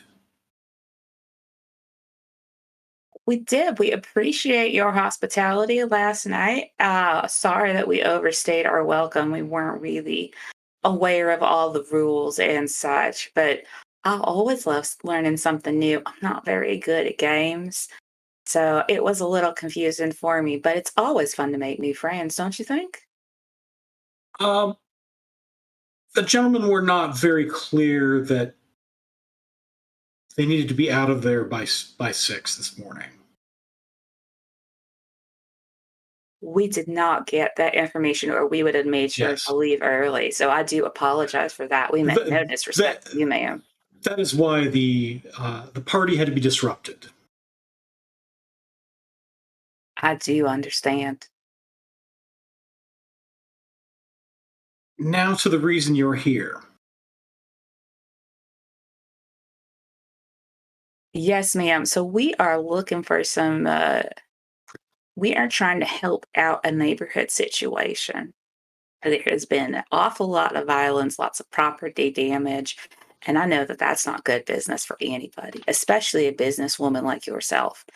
So we're trying to figure out what the crux of the problem is so that we can help to find some sort of resolution, hopefully something peaceful that works out for everybody and everybody can get back to doing what they do best. Well, they certainly sent the right person over.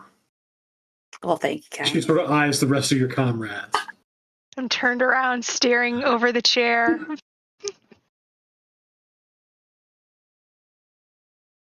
The time for the Gianelli family has passed.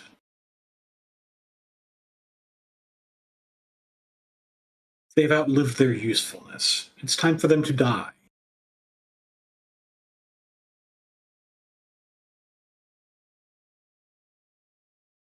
More specifically, there was some business I had on the side that they interfered with.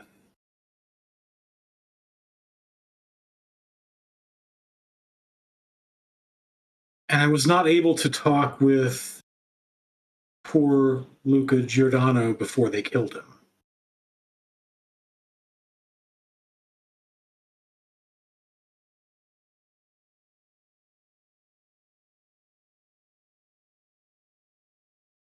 You know he was a rat, right? I think we got to freeze. Yeah, she's frozen. She hasn't blinked in 40 seconds. Oh no! We lost Violet. that moment when you lose the face. She's there. She's just in such shock from. The fact that he was a mole Resolution. or a rat is just unbelievable.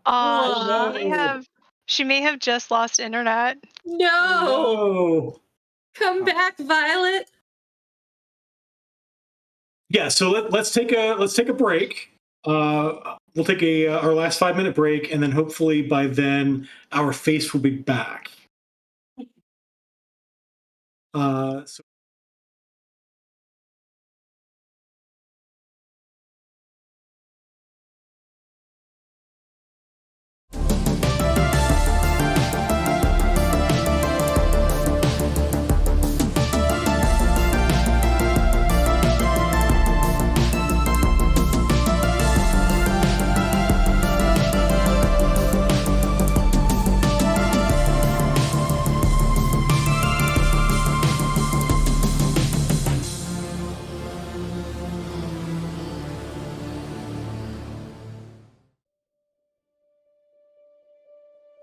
In the land revealed beyond the shroud, they came in search of answers. Drum had always known her place, but Imari never found hers.